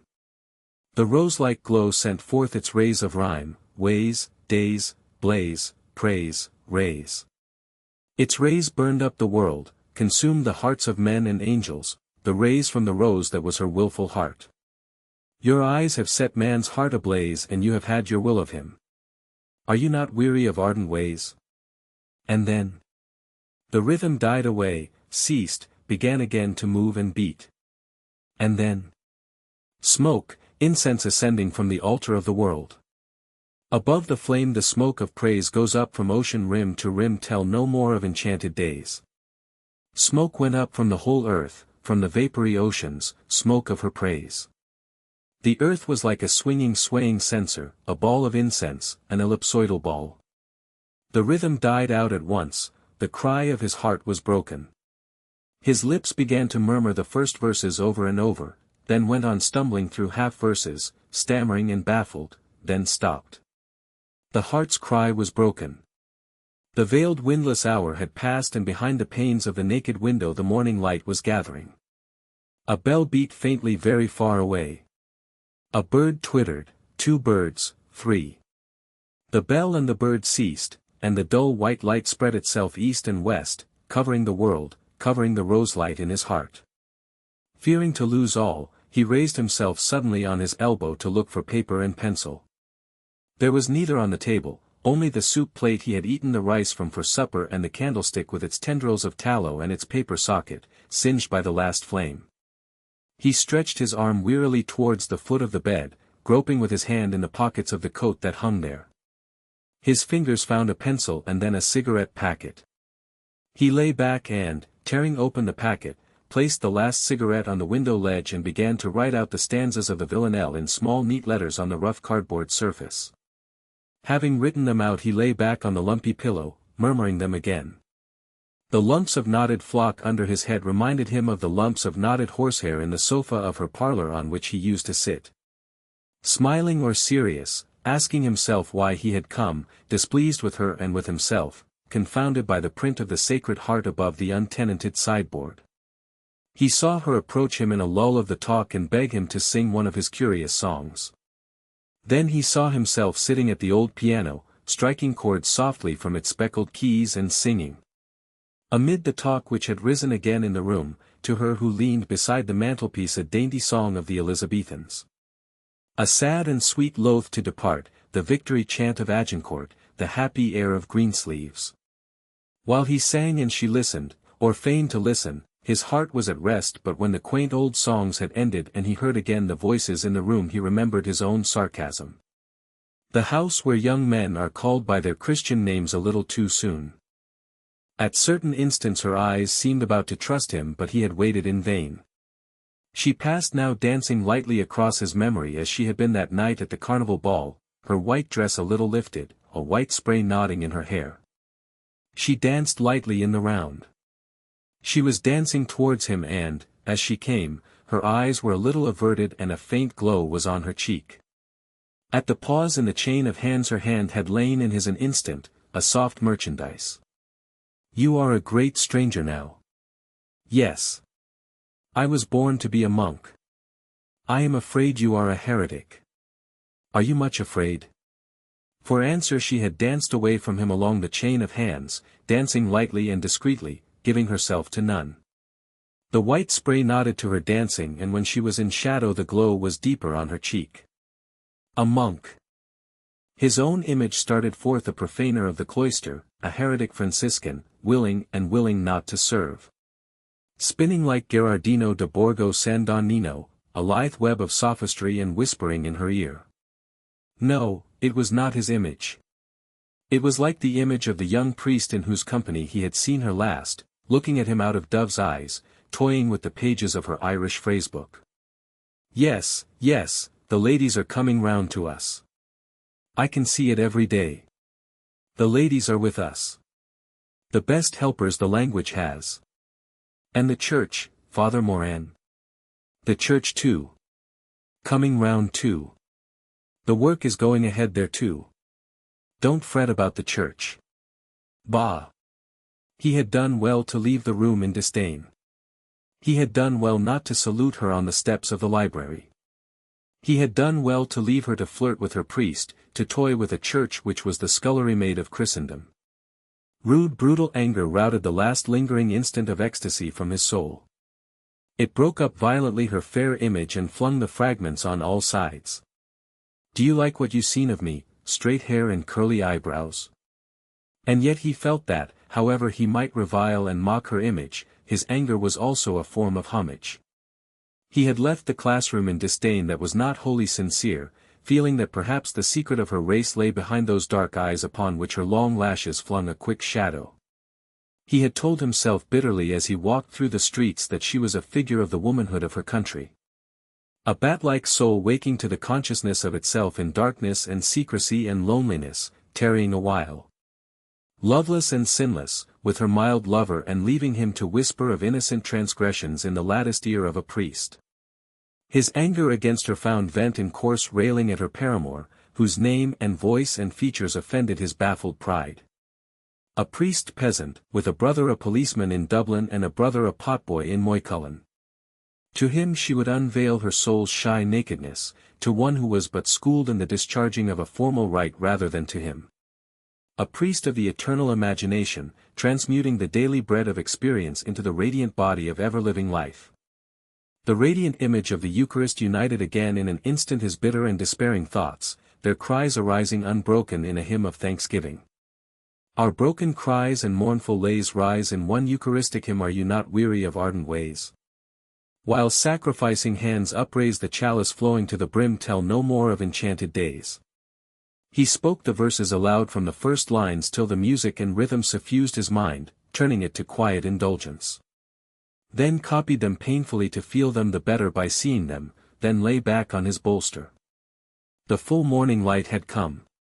No sound was to be heard, but he knew that all around him life was about to awaken in common noises, hoarse voices, sleepy prayers. Shrinking from that life he turned towards the wall, making a cowl of the blanket and staring at the great overblown scarlet flowers of the tattered wallpaper. He tried to warm his perishing joy in their scarlet glow, imagining a roseway from where he lay upwards to heaven all strewn with scarlet flowers. Weary. Weary. He too was weary of ardent ways. A gradual warmth, a languorous weariness passed over him, descending along his spine from his closely cowled head. He felt it descend and, seeing himself as he lay, smiled. Soon he would sleep. He had written verses for her again after 10 years. 10 years before she had worn her shawl cowlwise about her head, sending sprays of her warm breath into the night air, tapping her foot upon the glassy road. It was the last tram. The lank brown horses knew it and shook their bells to the clear night in admonition. The conductor talked with the driver, both nodding often in the green light of the lamp. They stood on the steps of the tram, he on the upper, she on the lower. She came up to his step many times between their phrases and went down again, and once or twice remained beside him forgetting to go down and then went down. Let be. Let be. 10 years from that wisdom of children to his folly. If he sent her the verses, they would be read out at breakfast amid the tapping of eggshells. Folly indeed. Her brothers would laugh and try to wrest the page from each other with their strong hard fingers. The suave priest, her uncle, seated in his armchair, would hold the page at arm's length, read it smiling and approve of the literary form. No, no, that was folly. Even if he sent her the verses she would not show them to others. No, no, she could not. He began to feel that he had wronged her. A sense of her innocence moved him almost to pity her, an innocence he had never understood till he had come to the knowledge of it through sin. An innocence which she too had not understood while she was innocent or before the strange humiliation of her nature had first come upon her. Then first her soul had begun to live as his soul had when he had first sinned, and a tender compassion filled his heart as he remembered her frail pallor and her eyes, humbled and saddened by the dark shame of womanhood. While his soul had passed from ecstasy to languor, where had she been? Might it be, in the mysterious ways of spiritual life, that her soul at those same moments had been conscious of his homage? It might be. A glow of desire kindled again his soul and fired and fulfilled all his body. Conscious of his desire, she was waking from odorous sleep, the temptress of his Villanelle. Her eyes, dark and with a look of languor, were opening to his eyes. Her nakedness yielded to him, radiant, warm, odorous and lavish-limbed, enfolded him like a shining cloud. Enfolded him like water with a liquid life, and like a cloud of vapor or like waters circumfluent in space the liquid letters of speech. Symbols of the element of mystery, flowed forth over his brain. Are you not weary of ardent ways, lure of the fallen seraphim? Tell no more of enchanted days. Your eyes have set man's heart ablaze and you have had your will of him. Are you not weary of ardent ways? Above the flame the smoke of praise goes up from ocean rim to rim. Tell no more of enchanted days. Our broken cries and mournful lays rise in one Eucharistic hymn. Are you not weary of ardent ways? While sacrificing hands upraise the chalice flowing to the brim. Tell no more of enchanted days. And still you hold our longing gaze with languorous look and lavish limb. Are you not weary of ardent ways? Tell no more of enchanted days. What birds were they? He stood on the steps of the library to look at them, leaning wearily on his ash plant. They flew round and round the jutting shoulder of a house in Molesworth Street. The air of the late March evening made clear their flight, their dark darting quivering bodies flying clearly against the sky as against a limp-hung cloth of smoky tenuous blue. He watched their flight, bird after bird, a dark flash, a swerve, a flutter of wings. He tried to count them before all their darting quivering bodies passed, 6, 10, 11, and wondered were they odd or even in number.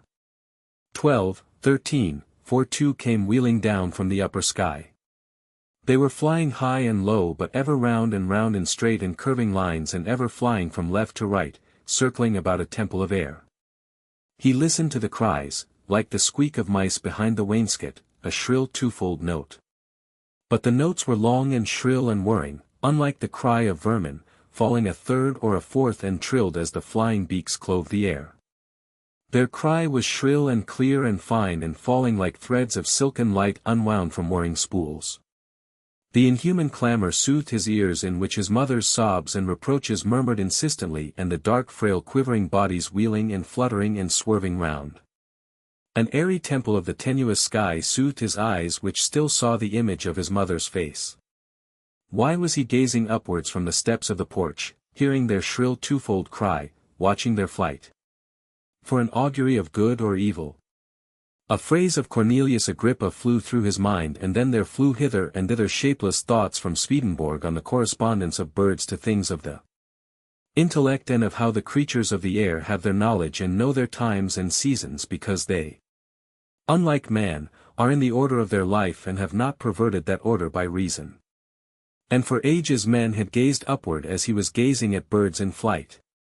The colonnade above him made him think vaguely of an ancient temple and the ash plant on which he leaned wearily of the curved stick of an augur. A sense of fear of the unknown moved in the heart of his weariness, a fear of symbols and portents, of the hawk-like man whose name he bore soaring out of his captivity on osier-woven wings. Of Thoth, the god of writers, writing with a reed upon a tablet and bearing on his narrow ibis head the cusped moon. He smiled as he thought of the god's image, for it made him think of a bottlenose judge in a wig, putting commas into a document which he held at arm's length. And he knew that he would not have remembered the god's name but that it was like an Irish oath. It was folly.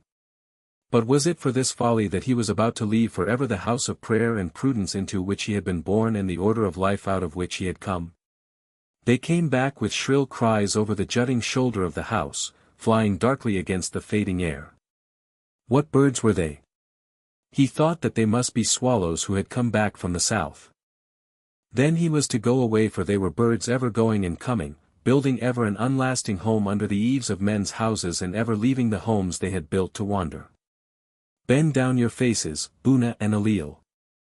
I gaze upon them as the swallow gazes upon the nest under the eave before he wander the loud waters. A soft liquid joy like the noise of many waters flowed over his memory, and he felt in his heart the soft peace of silent spaces of fading tenuous sky above the waters. Of oceanic silence, of swallows flying through the sea dusk over the flowing waters. A soft liquid joy flowed through the words where the soft long vowels hurtled noiselessly and fell away, lapping and flowing back and ever shaking the white bells of their waves in mute chime and mute peal. And soft low swooning cry, and he felt that the augury he had sought in the wheeling darting birds and in the pale space of sky above him had come forth from his heart like a bird from a turret. Quietly and swiftly. Symbol of departure or of loneliness. The verses crooned in the ear of his memory composed slowly before his remembering eyes the scene of the hall on the night of the opening of the National Theatre. He was alone at the side of the balcony, looking out of jaded eyes at the culture of Dublin in the stalls and at the tawdry scenecloths and human dolls framed by the garish lamps of the stage. A burly policeman sweated behind him and seemed at every moment about to act. The catcalls and hisses and mocking cries ran in rude gusts round the hall from his scattered fellow students. A libel on Ireland. Made in Germany. Blasphemy. We never sold our faith. No Irish woman ever did it. We want no amateur atheists. We want no budding Buddhists. A sudden swift hiss fell from the windows above him, and he knew that the electric lamps had been switched on in the reader's room. He turned into the pillared hall, now calmly lit, went up the staircase and passed in through the clicking turnstile. Cranley was sitting over near the dictionaries. A thick book, opened at the frontispiece, lay before him on the wooden rest. He leaned back in his chair, inclining his ear like that of a confessor to the face of the medical student who was reading to him a problem from the chess page of a journal. Stephen sat down at his right, and the priest at the other side of the table closed his copy of the tablet with an angry snap and stood up. Cranley gazed after him blandly and vaguely.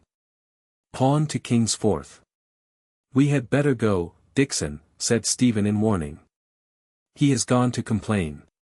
Dixon folded the journal and rose with dignity, saying, Our men retired in good order. With guns and cattle, added Stephen, pointing to the title page of Cranley's book on which was printed Diseases of the Ox. As they passed through a lane of the tables, Stephen said, Cranley, I want to speak to you. Cranley did not answer or turn. He laid his book on the counter and passed out, his well-shod feet sounding flatly on the floor. Pawn to king's bloody fourth. Put it that way if you like, Dixon said. He had a quiet toneless voice and urbane manners, and on a finger of his plump clean hand he displayed at moments a signet ring. As they crossed the hall, a man of dwarfish stature came towards them. Under the dome of his tiny hat his unshaven face began to smile with pleasure, and he was heard to murmur. The eyes were melancholy as those of a monkey. Good evening, gentlemen, said the stubble-grown monkeyish face. Warm weather for March, said Cranley. They have the windows open upstairs. Dixon smiled and turned his ring. Delightful weather for March. Simply delightful. There are two nice young ladies upstairs, Captain, tired of waiting, Dixon said. Cranley smiled and said kindly. The captain has only one love, Sir Walter Scott. Isn't that so, Captain? What are you reading now, Captain? Dixon asked. The Bride of Lammermoor. I love old Scott, the flexible lips said, I think he writes something lovely. There is no writer can touch Sir Walter Scott. He moved a thin shrunken brown hand gently in the air in time to his praise and his thin quick eyelids beat often over his sad eyes. Sadder to Stephen's ear was his speech, a genteel accent, low and moist, marred by errors, and, listening to it, he wondered was the story true and was the thin blood that flowed in his shrunken frame noble and come of an incestuous love. The park trees were heavy with rain, and rain fell still and ever in the lake, lying grey like a shield. A game of swans flew there and the water and the shore beneath were fouled with their green-white slime. They embraced softly, impelled by the grey rainy light, the wet silent trees, the shield-like witnessing lake, the swans. They embraced without joy or passion, his arm about his sister's neck. A grey woolen cloak was wrapped athwart her from her shoulder to her waist and her fair head was bent in willing shame. He had loose red-brown hair and tender shapely strong freckled hands. Face? There was no face seen. The brother's face was bent upon her fair rain-fragrant hair. The hand freckled and strong and shapely and caressing was Davin's hand. He frowned angrily upon his thought and on the shriveled mannequin who had called it forth. His father's jibes at the Bantry gang leaped out of his memory. He held them at a distance and brooded uneasily on his own thought again. Why were they not Cranley's hands? Had Davin's simplicity and innocence stung him more secretly? He walked on across the hall with Dixon, leaving Cranley to take leave elaborately of the dwarf. Under the colonnade Temple was standing in the midst of a little group of students. Dixon, come over till you hear. Temple is in grand form. Temple turned on him his dark gypsy eyes. You're a hypocrite, O'Keefe, he said. And Dixon is a smiler. By hell, I think that's a good literary expression. He laughed slyly, looking in Stephen's face, repeating. By hell, I'm delighted with that name. A smiler. A stout student who stood below them on the steps said. Come back to the mistress, Temple. We want to hear about that. He had, faith, Temple said. And he was a married man too. And all the priests used to be dining there. By hell, I think they all had a touch. We shall call it riding a hack to spare the hunter, said Dixon. Tell us, Temple, O'Keefe said, how many quarts of porter have you in you? All your intellectual soul is in that phrase, O'Keefe, said Temple with open scorn. He moved with a shambling gait round the group and spoke to Stephen. Did you know that the Forsters are the kings of Belgium? He asked. Cranley came out through the door of the entrance hall, his hat thrust back on the nape of his neck and picking his teeth with care. And here's the wiseacre, said Temple. Do you know that about the Forsters? He paused for an answer. Cranley dislodged a fig seed from his teeth on the point of his rude toothpick and gazed at it intently. The Forster family, Temple said, is descended from Baldwin I, King of Flanders. He was called the Forester. Forester and Forster are the same name. A descendant of Baldwin I, Captain Francis Forster, settled in Ireland and married the daughter of the last chieftain of Clanbrassil. Then there are the Blake Forsters. That's a different branch. From Baldhead, King of Flanders, Cranley repeated, rooting again deliberately at his gleaming uncovered teeth. Where did you pick up all that history? O'Keefe asked. I know all the history of your family, too, Temple said, turning to Stephen. Do you know what Giraldus Cambrensis says about your family? Is he descended from Baldwin too? Asked a tall consumptive student with dark eyes. Baldhead, Cranley repeated, sucking at a crevice in his teeth. Per nobilis et per vetusta familia, Temple said to Stephen. The stout student who stood below them on the steps farted briefly. Did an angel speak? Cranley turned also and said vehemently but without anger. Goggins, you're the flamingest dirty devil I ever met, do you know? I had it on my mind to say that, Goggins answered firmly. It did no one any harm, did it? We hope, Dixon said suavely, that it was not of the kind known to science as a paulo post futurum. Didn't I tell you he was a smiler? Said Temple, turning right and left. Didn't I give him that name? You did. We're not deaf, said the tall consumptive. Cranley still frowned at the stout student below him. Then, with a snort of disgust, he shoved him violently down the steps. Go away from here, he said rudely. Go away, you stinkpot. And you are a stinkpot. Goggins skipped down onto the gravel and at once returned to his place with good humor. Do you believe in the law of heredity? Are you drunk or what are you trying to say? Asked Cranley, facing round on him with an expression of wonder. The most profound sentence ever written, Temple said with enthusiasm, is the sentence at the end of the zoology. Reproduction is the beginning of death. He touched Stephen timidly at the elbow and said eagerly. Do you feel how profound that is because you are a poet? Cranley pointed his long forefinger. Look at him. He said with scorn to the others. Look at Ireland's hope. They laughed at his words and gesture. Cranley, you're always sneering at me.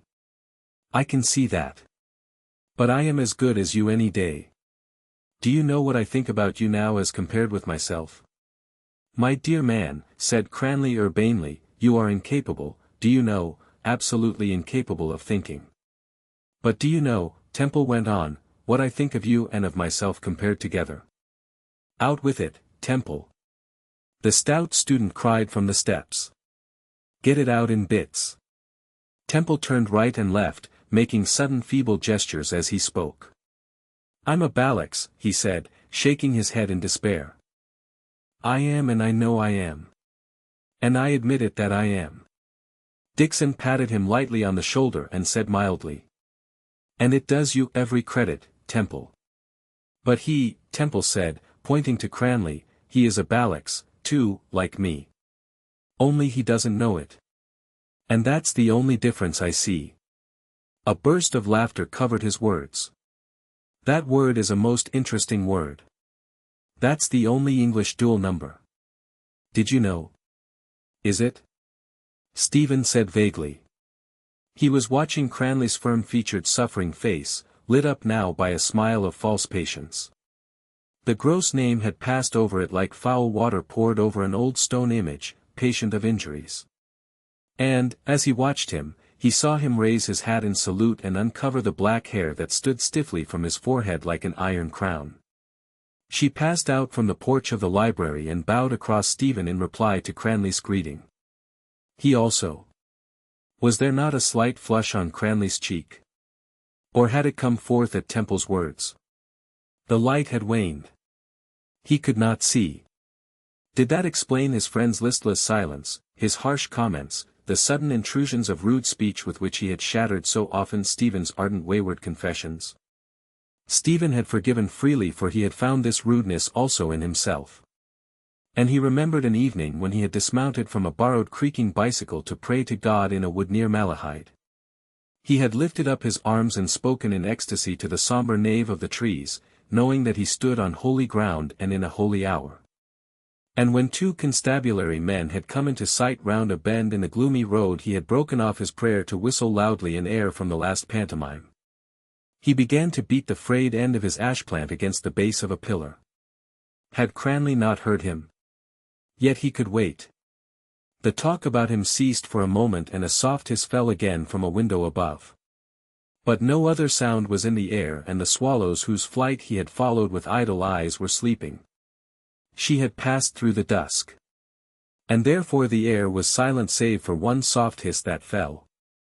And therefore the tongues about him had ceased their babble. Darkness was falling. Darkness falls from the air. A trembling joy, lambent as a faint light, played like a fairy host around him. But why? Her passage through the darkening air, or the verse with its black vowels and its opening sound, rich and lute-like? He walked away slowly towards the deeper shadows at the end of the colonnade, beating the stones softly with his stick to hide his reverie from the students whom he had left. And allowed his mind to summon back to itself the age of Dowland and Bird and Nash. Eyes, opening from the darkness of desire, eyes that dimmed the breaking east. What was their languid grace but the softness of chambering? And what was their shimmer but the shimmer of the scum that mantled the cesspool of the court of a slobbering Stuart? And he tasted in the language of memory ambered wines, dying fallings of sweet airs, the proud pavon. And saw with the eyes of memory kind gentlewomen in Covent Garden wooing from their balconies with sucking mouths and the pox-fouled wenches of the taverns and young wives that, gaily yielding to their ravishers, clipped and clipped again. The images he had summoned gave him no pleasure. They were secret and inflaming, but her image was not entangled by them. That was not the way to think of her. It was not even the way in which he thought of her. Could his mind then not trust itself? Old phrases, sweet only with a disinterred sweetness like the fig seeds Cranley rooted out of his gleaming teeth. It was not thought nor vision, though he knew vaguely that her figure was passing homeward through the city. Vaguely first, and then more sharply he smelt her body. A conscious unrest seethed in his blood. Yes, it was her body he smelt, a wild and languid smell, the tepid limbs over which his music had flowed desirously, and the secret soft linen upon which her flesh distilled odor and a dew. A louse crawled over the nape of his neck and, putting his thumb and forefinger deftly beneath his loose collar, he caught it. He rolled its body, tender yet brittle as a grain of rice, between thumb and finger for an instant before he let it fall from him and wondered would it live or die. There came to his mind a curious phrase from Cornelius a Lapide which said that the lice born of human sweat were not created by God with the other animals on the sixth day. But the tickling of the skin of his neck made his mind raw and red. The life of his body, ill-clad, ill-fed, louse-eaten, made him close his eyelids in a sudden spasm of despair, and in the darkness he saw the brittle bright bodies of lice falling from the air and turning often as they fell. Yes, and it was not darkness that fell from the air. It was brightness. Brightness falls from the air. He had not even remembered rightly Nash's line. All the images it had awakened were false. His mind bred vermin. His thoughts were lice born of the sweat of sloth. He came back quickly along the colonnade towards the group of students. Well then, let her go and be damned to her. She could love some clean athlete who washed himself every morning to the waist and had black hair on his chest. Let her.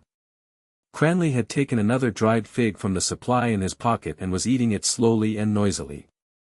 Temple sat on the pediment of a pillar, leaning back, his cap pulled down on his sleepy eyes. A squat young man came out of the porch, a leather portfolio tucked under his armpit.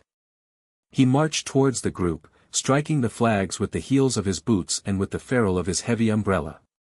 Good evening, sirs. He struck the flags again and tittered while his head trembled with a slight nervous movement.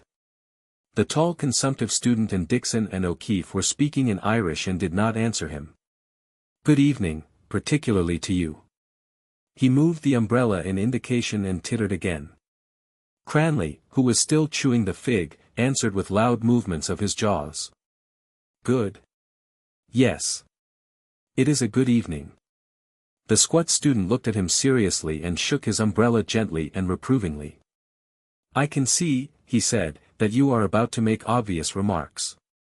Cranley answered, holding out what remained of the half-chewed fig and jerking it towards the squat student's mouth in sign that he should eat.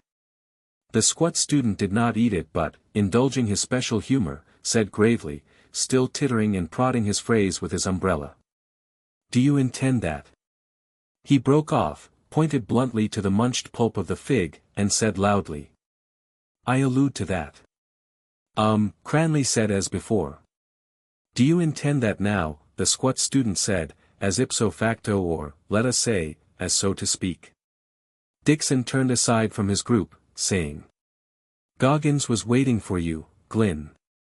He has gone round to the Adelphi to look for you and Moynihan. What have you there? He asked, tapping the portfolio under Glyn's arm. Examination papers, Glyn answered. I give them monthly examinations to see that they are profiting by my tuition. He also tapped the portfolio and coughed gently and smiled. Tuition, said Cranley rudely. I suppose you mean the barefooted children that are taught by a bloody ape like you. God help them. He bit off the rest of the fig and flung away the butt. I suffer little children to come unto me, Glyn said amiably. A bloody ape, Cranley repeated with emphasis, and a blasphemous bloody ape. Temple stood up and, pushing past Cranley, addressed Glyn. That phrase you said now, he said, is from the New Testament about suffer the children to come to me. Go to sleep again, Temple, said O'Keefe. Very well, then, Temple continued, still addressing Glyn, and if Jesus suffered the children to come, why does the church send them all to hell if they die unbaptized? Why is that? Were you baptized yourself, Temple? The consumptive student asked. But why are they sent to hell if Jesus said they were all to come? Temple said, his eyes searching Glyn's eyes. Glyn coughed and said gently, holding back with difficulty the nervous titter in his voice and moving his umbrella at every word. And, as you remark, if it is thus, I ask emphatically whence comes this thusness? Because the church is cruel like all old sinners, Temple said. Are you quite orthodox on that point, Temple? Dixon said suavely. St. Augustine says that about unbaptized children going to hell, Temple answered, because he was a cruel old sinner too. I bow to you, Dixon said, but I had the impression that limbo existed for such cases. Don't argue with him, Dixon, Cranley said brutally. Don't talk to him or look at him. Let him home with a sugan the way you'd lead a bleeding goat. Limbo. Temple cried. That's a fine invention too. Like hell. But with the unpleasantness left out, Dixon said. He turned smiling to the others and said. I think I am voicing the opinions of all present in saying so much. You are, Glyn said in a firm tone. On that point Ireland is united. He struck the ferrule of his umbrella on the stone floor of the colonnade. Hell, Temple said. I can respect that invention of the grey spouse of Satan. Hell is Roman, like the walls of the Romans, strong and ugly. But what is limbo? Put him back into the perambulator, Cranley, O'Keefe called out. Cranley made a swift step towards Temple, halted, stamping his foot, crying as if to a fowl. Hush! Temple moved away nimbly. Do you know what limbo is? He cried. Do you know what we call a notion like that in Roscommon? Hush! Blast you! Cranley cried, clapping his hands. Neither my arse nor my elbow. Temple cried out scornfully. And that's what I call limbo. Give us that stick here, Cranley said. He snatched the ash plant roughly from Stephen's hand and sprang down the steps, but Temple, hearing him move in pursuit, fled through the dusk like a wild creature, nimble and fleet-footed. Cranley's heavy boots were heard loudly charging across the quadrangle and then returning heavily, foiled and spurning the gravel at each step. His step was angry, and with an angry abrupt gesture he thrust the stick back into Stephen's hand. Cranley, I told you I wanted to speak to you. Come away. Cranley looked at him for a few moments and asked. Now? Yes, now, Stephen said. We can't speak here. Come away. They crossed the quadrangle together without speaking. The bird call from Siegfried whistled softly followed them from the steps of the porch. Where are you fellows off to? What about that game, Cranley? They parleyed in shouts across the still air about a game of billiards to be played in the Adelphi Hotel. Stephen walked on alone and out into the quiet of Kildare Street opposite Maple's Hotel. He stood to wait, patient again. The name of the hotel, a colorless polished wood, and its colorless front stung him like a glance of polite disdain. He stared angrily back at the softly lit drawing room of the hotel in which he imagined the sleek lives of the patricians of Ireland housed in calm. They thought of army commissions and land agents, peasants greeted them along the roads in the country. They knew the names of certain French dishes and gave orders to Jarvies in high-pitched provincial voices which pierced through their skin-tight accents. How could he hit their conscience or how cast his shadow over the imaginations of their daughters, before their squires begot upon them, that they might breed a race less ignoble than their own? And under the deepened dusk he felt the thoughts and desires of the race to which he belonged flitting like bats across the dark country lanes. Under trees by the edges of streams and near the pool-mottled bogs. A woman had waited in the doorway as Davin had passed by at night and, offering him a cup of milk, had all but wooed him to her bed, for Davin had the mild eyes of one who could be secret. But him no woman's eyes had wooed. His arm was taken in a strong grip and Cranley's voice said, "Let us eat go." They walked southward in silence. That blithering idiot, Temple. I swear to Moses, do you know, that I'll be the death of that fellow one time. But his voice was no longer angry and Stephen wondered was he thinking of her greeting to him under the porch. They turned to the left and walked on as before. "Cranley, I had an unpleasant quarrel this evening." "With your people?" Cranley asked. "With my mother." "About religion?" "Yes," Stephen answered. After a pause Cranley asked. "What age is your mother?" "Not old," Stephen said. "She wishes me to make my Easter duty." "And will you?" "I will not," Stephen said. "Why not?" Cranley said. "I will not serve," answered Stephen. "That remark was made before," Cranley said calmly. "It is made behind now," said Stephen hotly. Cranley pressed Stephen's arm, saying, "Go easy, my dear man. You're an excitable bloody man, do you know?" He laughed nervously as he spoke and, looking up into Stephen's face with moved and friendly eyes, said, "Do you know that you are an excitable man?" "I dare say I am," said Stephen, laughing also. Their minds, lately estranged, seemed suddenly to have been drawn closer, one to the other. "Do you believe in the Eucharist?" Cranley asked. "I do not," Stephen said. "Do you disbelieve then?" "I neither believe in it nor disbelieve in it," Stephen answered. "Many persons have doubts, even religious persons, yet they overcome them or put them aside," Cranley said. "Are your doubts on that point too strong?" "I do not wish to overcome them," Stephen answered. Cranley, embarrassed for a moment, took another fig from his pocket and was about to eat it when Stephen said, "Don't, please. You cannot discuss this question with your mouth full of chewed fig." Cranley examined the fig by the light of a lamp under which he halted. Then he smelt it with both nostrils, bit a tiny piece, spat it out and threw the fig rudely into the gutter. "Depart from me, ye cursed, into everlasting fire." Taking Stephen's arm, he went on again and said, "Do you not fear that those words may be spoken to you on the day of judgment?" "What is offered me on the other hand?" Stephen asked. "An eternity of bliss in the company of the Dean of Studies?" "Remember," Cranley said, "that he would be glorified." "I," Stephen said somewhat bitterly, "bright, agile, impassible and, above all, subtle." "It is a curious thing, do you know," Cranley said dispassionately, "how your mind is supersaturated with the religion in which you say you disbelieve. Did you believe in it when you were at school?" "I bet you did." "I did," Stephen answered. "And were you happier then?" Cranley asked softly, "Happier than you are now, for instance?" "Often happy," Stephen said, "and often unhappy." "I was someone else then." "How someone else?" "What do you mean by that statement?" "I mean," said Stephen, "that I was not myself as I am now, as I had to become." "Not as you are now, not as you had to become," Cranley repeated. "Let me ask you a question. Do you love your mother?" Stephen shook his head slowly. "I don't know what your words mean," he said simply. "Have you never loved anyone?" Cranley asked.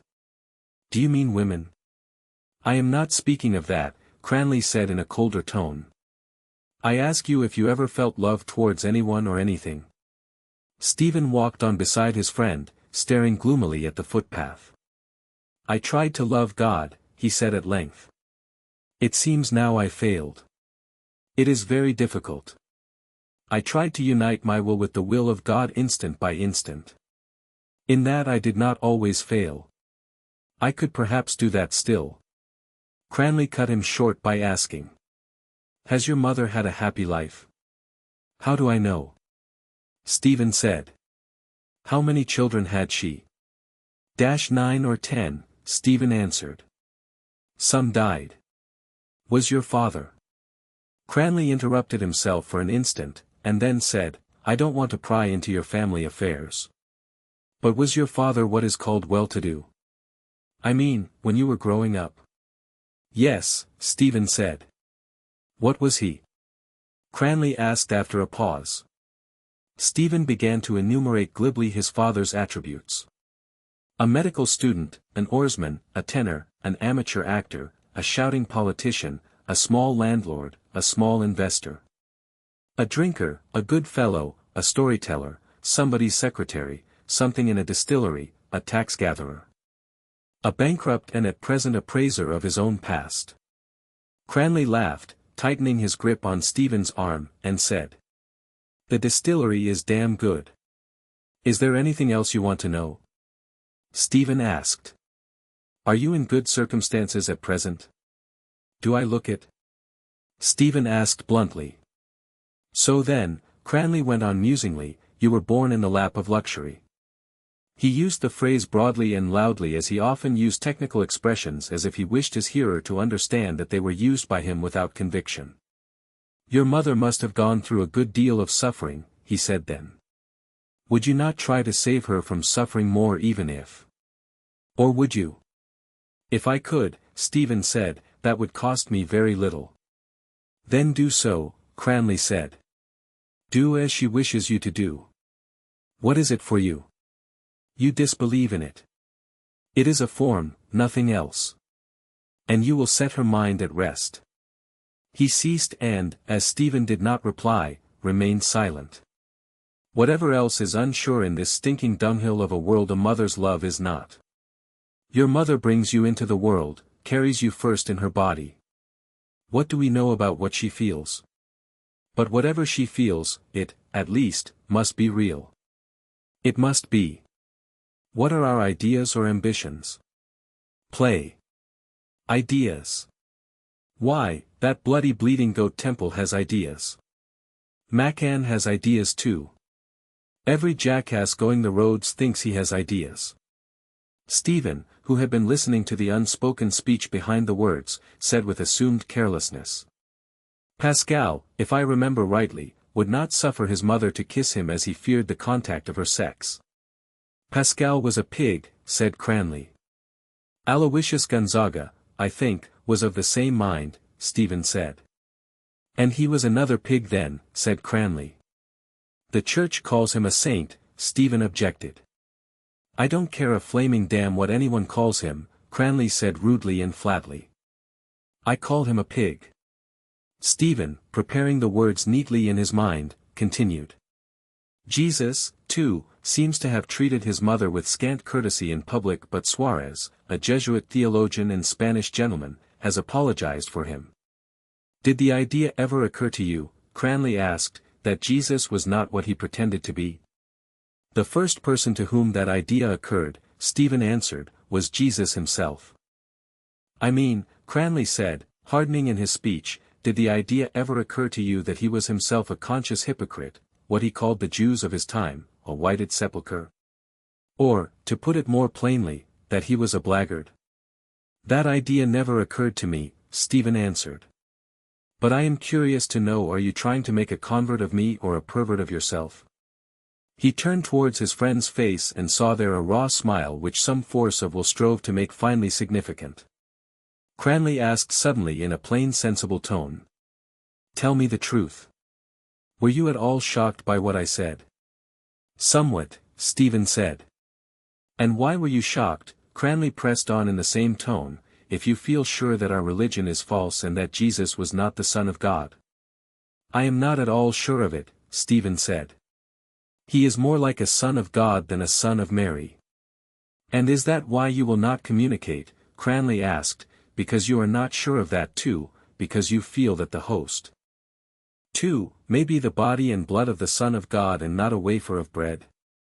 And because you fear that it may be. Yes, Stephen said quietly, I feel that and I also fear it.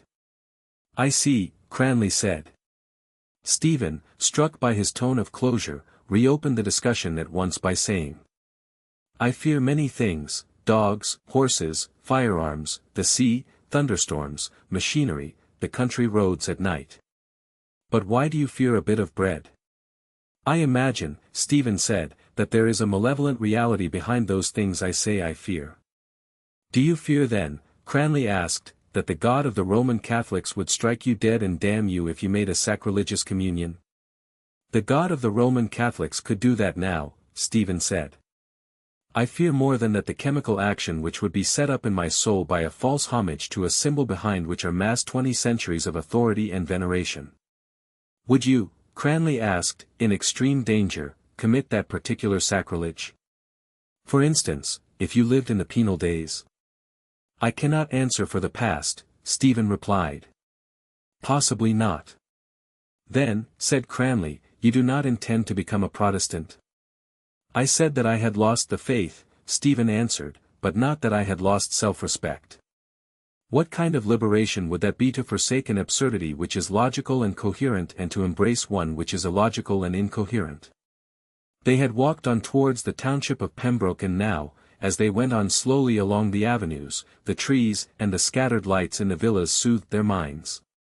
The air of wealth and repose diffused about them seemed to comfort their neediness. Behind a hedge of laurel a light glimmered in the window of a kitchen and the voice of a servant was heard singing as she sharpened knives. Rosie O'Grady. Cranley stopped to listen, saying, Mulier cantat.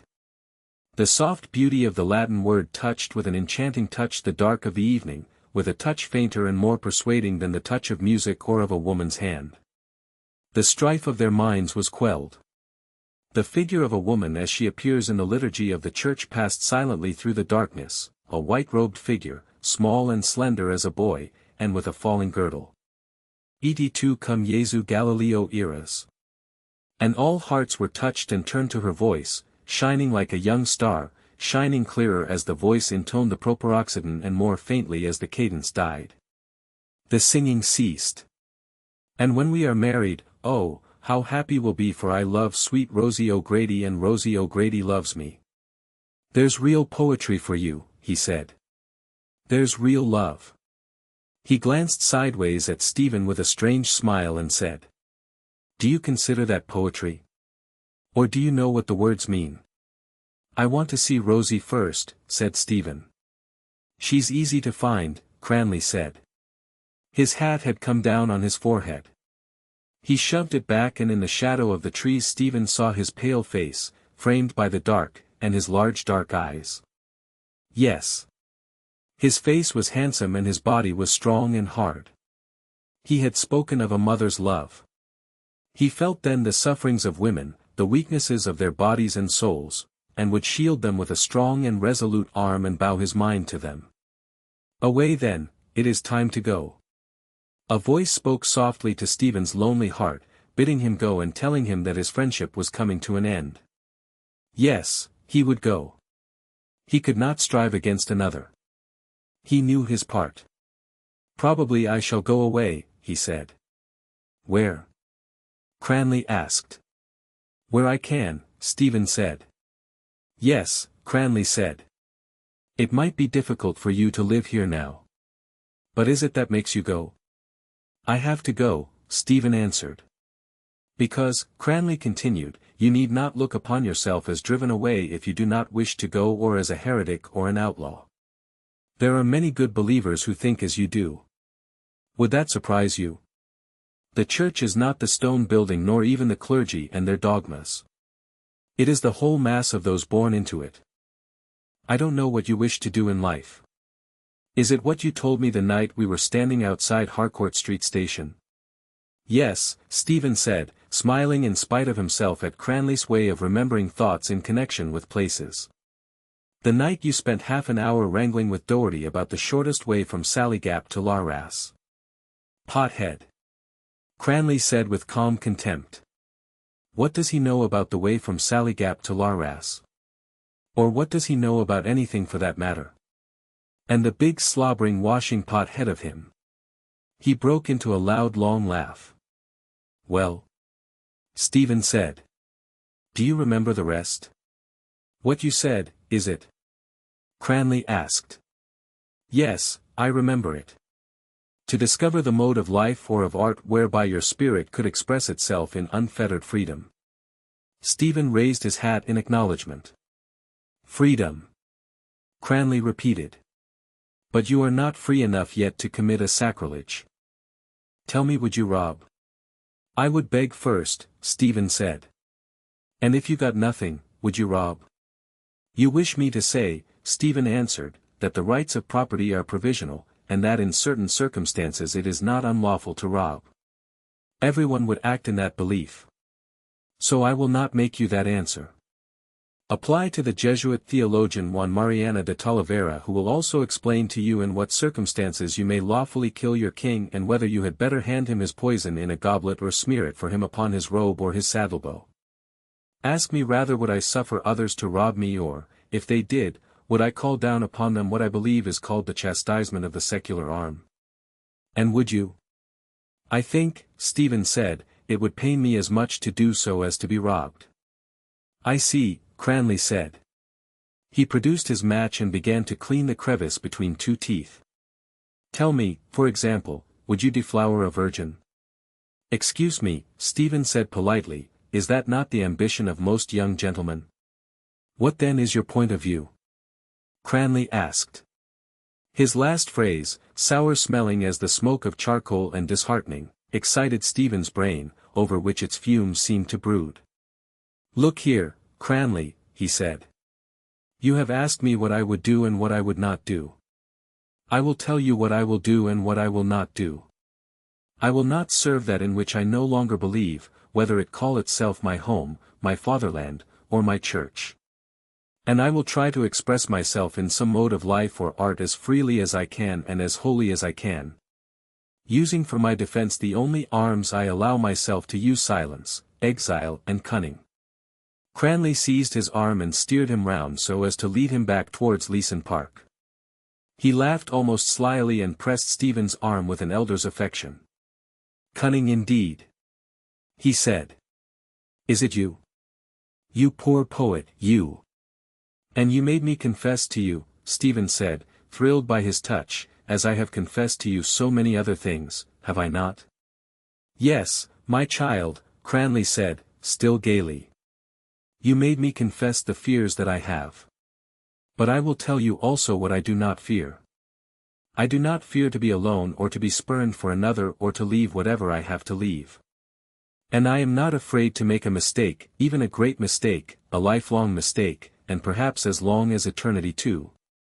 Cranley, now grave again, slowed his pace and said. Alone, quite alone. You have no fear of that. And you know what that word means. Not only to be separate from all others but to have not even one friend. I will take the risk, said Stephen. And not to have any one person, Cranley said, who would be more than a friend, more even than the noblest and truest friend a man ever had. His words seemed to have struck some deep chord in his own nature. Had he spoken of himself as he was or wished to be? Stephen watched his face for some moments in silence. A cold sadness was there. He had spoken of himself, of his own loneliness which he feared. Of whom are you speaking? Stephen asked at length. Cranley did not answer. March 20. Long talk with Cranley on the subject of my revolt. He had his grand manner on. I supple and suave. Attacked me on the score of love for one's mother. Tried to imagine his mother, cannot. Told me once, in a moment of thoughtlessness, his father was 61 when he was born. Can see him. Strong farmer type. Pepper and salt suit. Square feet. Unkempt, grizzled beard. Probably attends coursing matches. Pays his dues regularly but not plentifully to Father Dwyer of Larras. Sometimes talks to girls after nightfall. But his mother? Very young or very old? Hardly the first. If so, Cranley would not have spoken as he did. Old then. Probably, and neglected. Hence Cranley's despair of soul, the child of exhausted loins. March 21, morning. Thought this in bed last night but was too lazy and free to add to it. Free, yes. The exhausted loins are those of Elizabeth and Zachary. Then he is the precursor. Item, he eats chiefly belly bacon and dried figs. Reed locusts and wild honey. Also, when thinking of him, saw always a stern severed head or death mask as if outlined on a grey curtain or veronica. Decollation they call it in the fold. Puzzled for the moment by St. John at the Latin Gate. What do I see? A decollated precursor trying to pick the lock. March 21, night. Free. Soul free and fancy free. Let the dead bury the dead. Aye. And let the dead marry the dead. March 22. In company with Lynch followed a sizable hospital nurse. Lynch's idea. Dislike it. Two lean hungry greyhounds walking after a heifer. March 23. Have not seen her since that night. Unwell. Sits at the fire perhaps with Mamma's shawl on her shoulders. But not peevish. A nice bowl of gruel. Won't you now? March 24. Began with a discussion with my mother. Subject, BVM handicapped by my sex and youth. To escape held-up relations between Jesus and Papa against those between Mary and her son. Said religion was not a lying-in hospital. Mother indulgent. Said I have a queer mind and have read too much. Not true. Have read little and understood less. Then she said I would come back to faith because I had a restless mind. This means to leave church by back door of sin and re-enter through the skylight of repentance. Cannot repent. Told her so and asked for sixpence. Got threepence. Then went to college. Other wrangle with little round-head rogues I guessy. This time about Bruno the Nolan. Began in Italian and ended in pidgin English. He said Bruno was a terrible heretic. I said he was terribly burned. He agreed to this with some sorrow. Then gave me recipe for what he calls risotto alla bergamasca. When he pronounces a soft O he protrudes his full carnal lips as if he kissed the vowel. Has he? And could he repent? Yes, he could, and cry 2 round rogues' tears, 1 from each eye. Crossing Stevens, that is, my green, remembered that his countrymen and not mine had invented what Cranley the other night called our religion. A quartet of them, soldiers of the 97th Infantry Regiment, sat at the foot of the cross and tossed up dice for the overcoat of the crucified. Went to library. Tried to read 3 reviews. Useless. She is not out yet. Am I alarmed? About what? That she will never be out again. Blake wrote. I wonder if William Bond will die, for assuredly he is very ill. Alas, poor William. I was once at a diorama in Rotunda. At the end were pictures of big knobs. Among them William Ewart Gladstone, just then dead. Orchestra played Oh, Willie, we have missed you. A race of clodhoppers. March 25, morning. A troubled night of dreamis want to get them off my chest. A long curving gallery. From the floor ascend pillars of dark vapors. It is peopled by the images of fabulous kings, set in stone. Their hands are folded upon their knees in token of weariness, and their eyes are darkened, for the errors of men go up before them for ever as dark vapors. Strange figures advance as from a cave. They are not as tall as men. One does not seem to stand quite apart from another. Their faces are phosphorescent, with darker streaks. They peer at me and their eyes seem to ask me something. They do not speak. March 30. This evening Cranley was in the porch of the library, proposing a problem to Dixon and her brother. A mother let her child fall into the Nile. Still harping on the mother. A crocodile seized the child. Mother asked it back. Crocodile said all right if she told him what he was going to do with the child, eat it or not eat it. This mentality, Lepidus would say, is indeed bred out of your mud by the operation of your son. And mine. Is it not too? Then into Nile mud with it. April 1st. Disapprove of this last phrase. April 2nd. Saw her drinking tea and eating cakes in Johnston's, Mooney and O'Brien's. Rather, lynx-eyed Lynch saw her as we passed. He tells me Cranley was invited there by brother. Did he bring his crocodile? Is he the shining light now? Well, I discovered him. I protest I did. Shining quietly behind a bushel of Wicklow bran. April 3rd. Met Davin at the cigar shop opposite Findlater's church. He was in a black sweater and had a hurley stick. Asked me was it true I was going away and why. Told him the shortest way to Tara was via Holyhead. Just then my father came up. Introduction. Father polite and observant. Asked Davin if he might offer him some refreshment. Davin could not, was going to a meeting. When we came away father told me he had a good honest eye. Asked me why I did not join a rowing club. I pretended to think it over. Told me then how he broke Pennyfeather's heart. Wants me to read law. Says I was cut out for that. More mud, more crocodiles. April 5th. Wild spring. Scudding clouds. Oh life. Dark stream of swirling bog water on which apple trees have cast down their delicate flowers. Eyes of girls among the leaves. Girls demure and romping.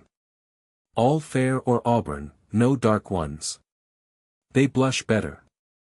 Hoopla. April 6th. Certainly she remembers the past. Lynch says all women do. Then she remembers the time of her childhood and mine if I was ever a child. The past is consumed in the present and the present is living only because it brings forth the future. Statues of women, if Lynch be right, should always be fully draped, one hand of the woman feeling regretfully her own hinder parts. April 6th, later. Michael Robartes remembers forgotten beauty and, when his arms wrap her round, he presses in his arms the loveliness which has long faded from the world. Not this. Not at all. I desire to press in my arms the loveliness which has not yet come into the world. April 10. Faintly, under the heavy night, through the silence of the city which has turned from dreams to dreamless sleep as a weary lover whom no caresses move, the sound of hoofs upon the road. Not so faintly now as they come near the bridge, and in a moment, as they pass the darkened windows, the silence is cloven by alarm as by an arrow. They are heard now far away, hoofs that shine amid the heavy night as gems, hurrying beyond the sleeping fields to what journeys end what heart. Bearing what tidings? April 11. Read what I wrote last night. Vague words for a vague emotion. Would she like it? I think so. Then I should have to like it also. April 13. That Tundish has been on my mind for a long time. I looked it up and find it English and good old blunt English too. Damn the Dean of Studies and his funnel. What did he come here for, to teach us his own language or to learn it from us? Damn him one way or the other. April 14. John Alphonsus Mulrennan has just returned from the west of Ireland. European and Asiatic papers please copy. He told us he met an old man there in a mountain cabin. Old man had red eyes and short pipe. Old man spoke Irish. Mulrennan spoke Irish. Then old man and Mulrennan spoke English. Mulrennan spoke to him about universe and stars. Old man sat, listened, smoked, spat. Ah, there must be terrible queer creatures at the latter end of the world. I fear him. I fear his red-rimmed horny eyes. It is with him I must struggle all through this night till day come, till he or I lie dead, gripping him by the sinewy throat till. Till what? Till he yield to me. Number I mean no harm. April 15. Met her today point blank in Grafton Street.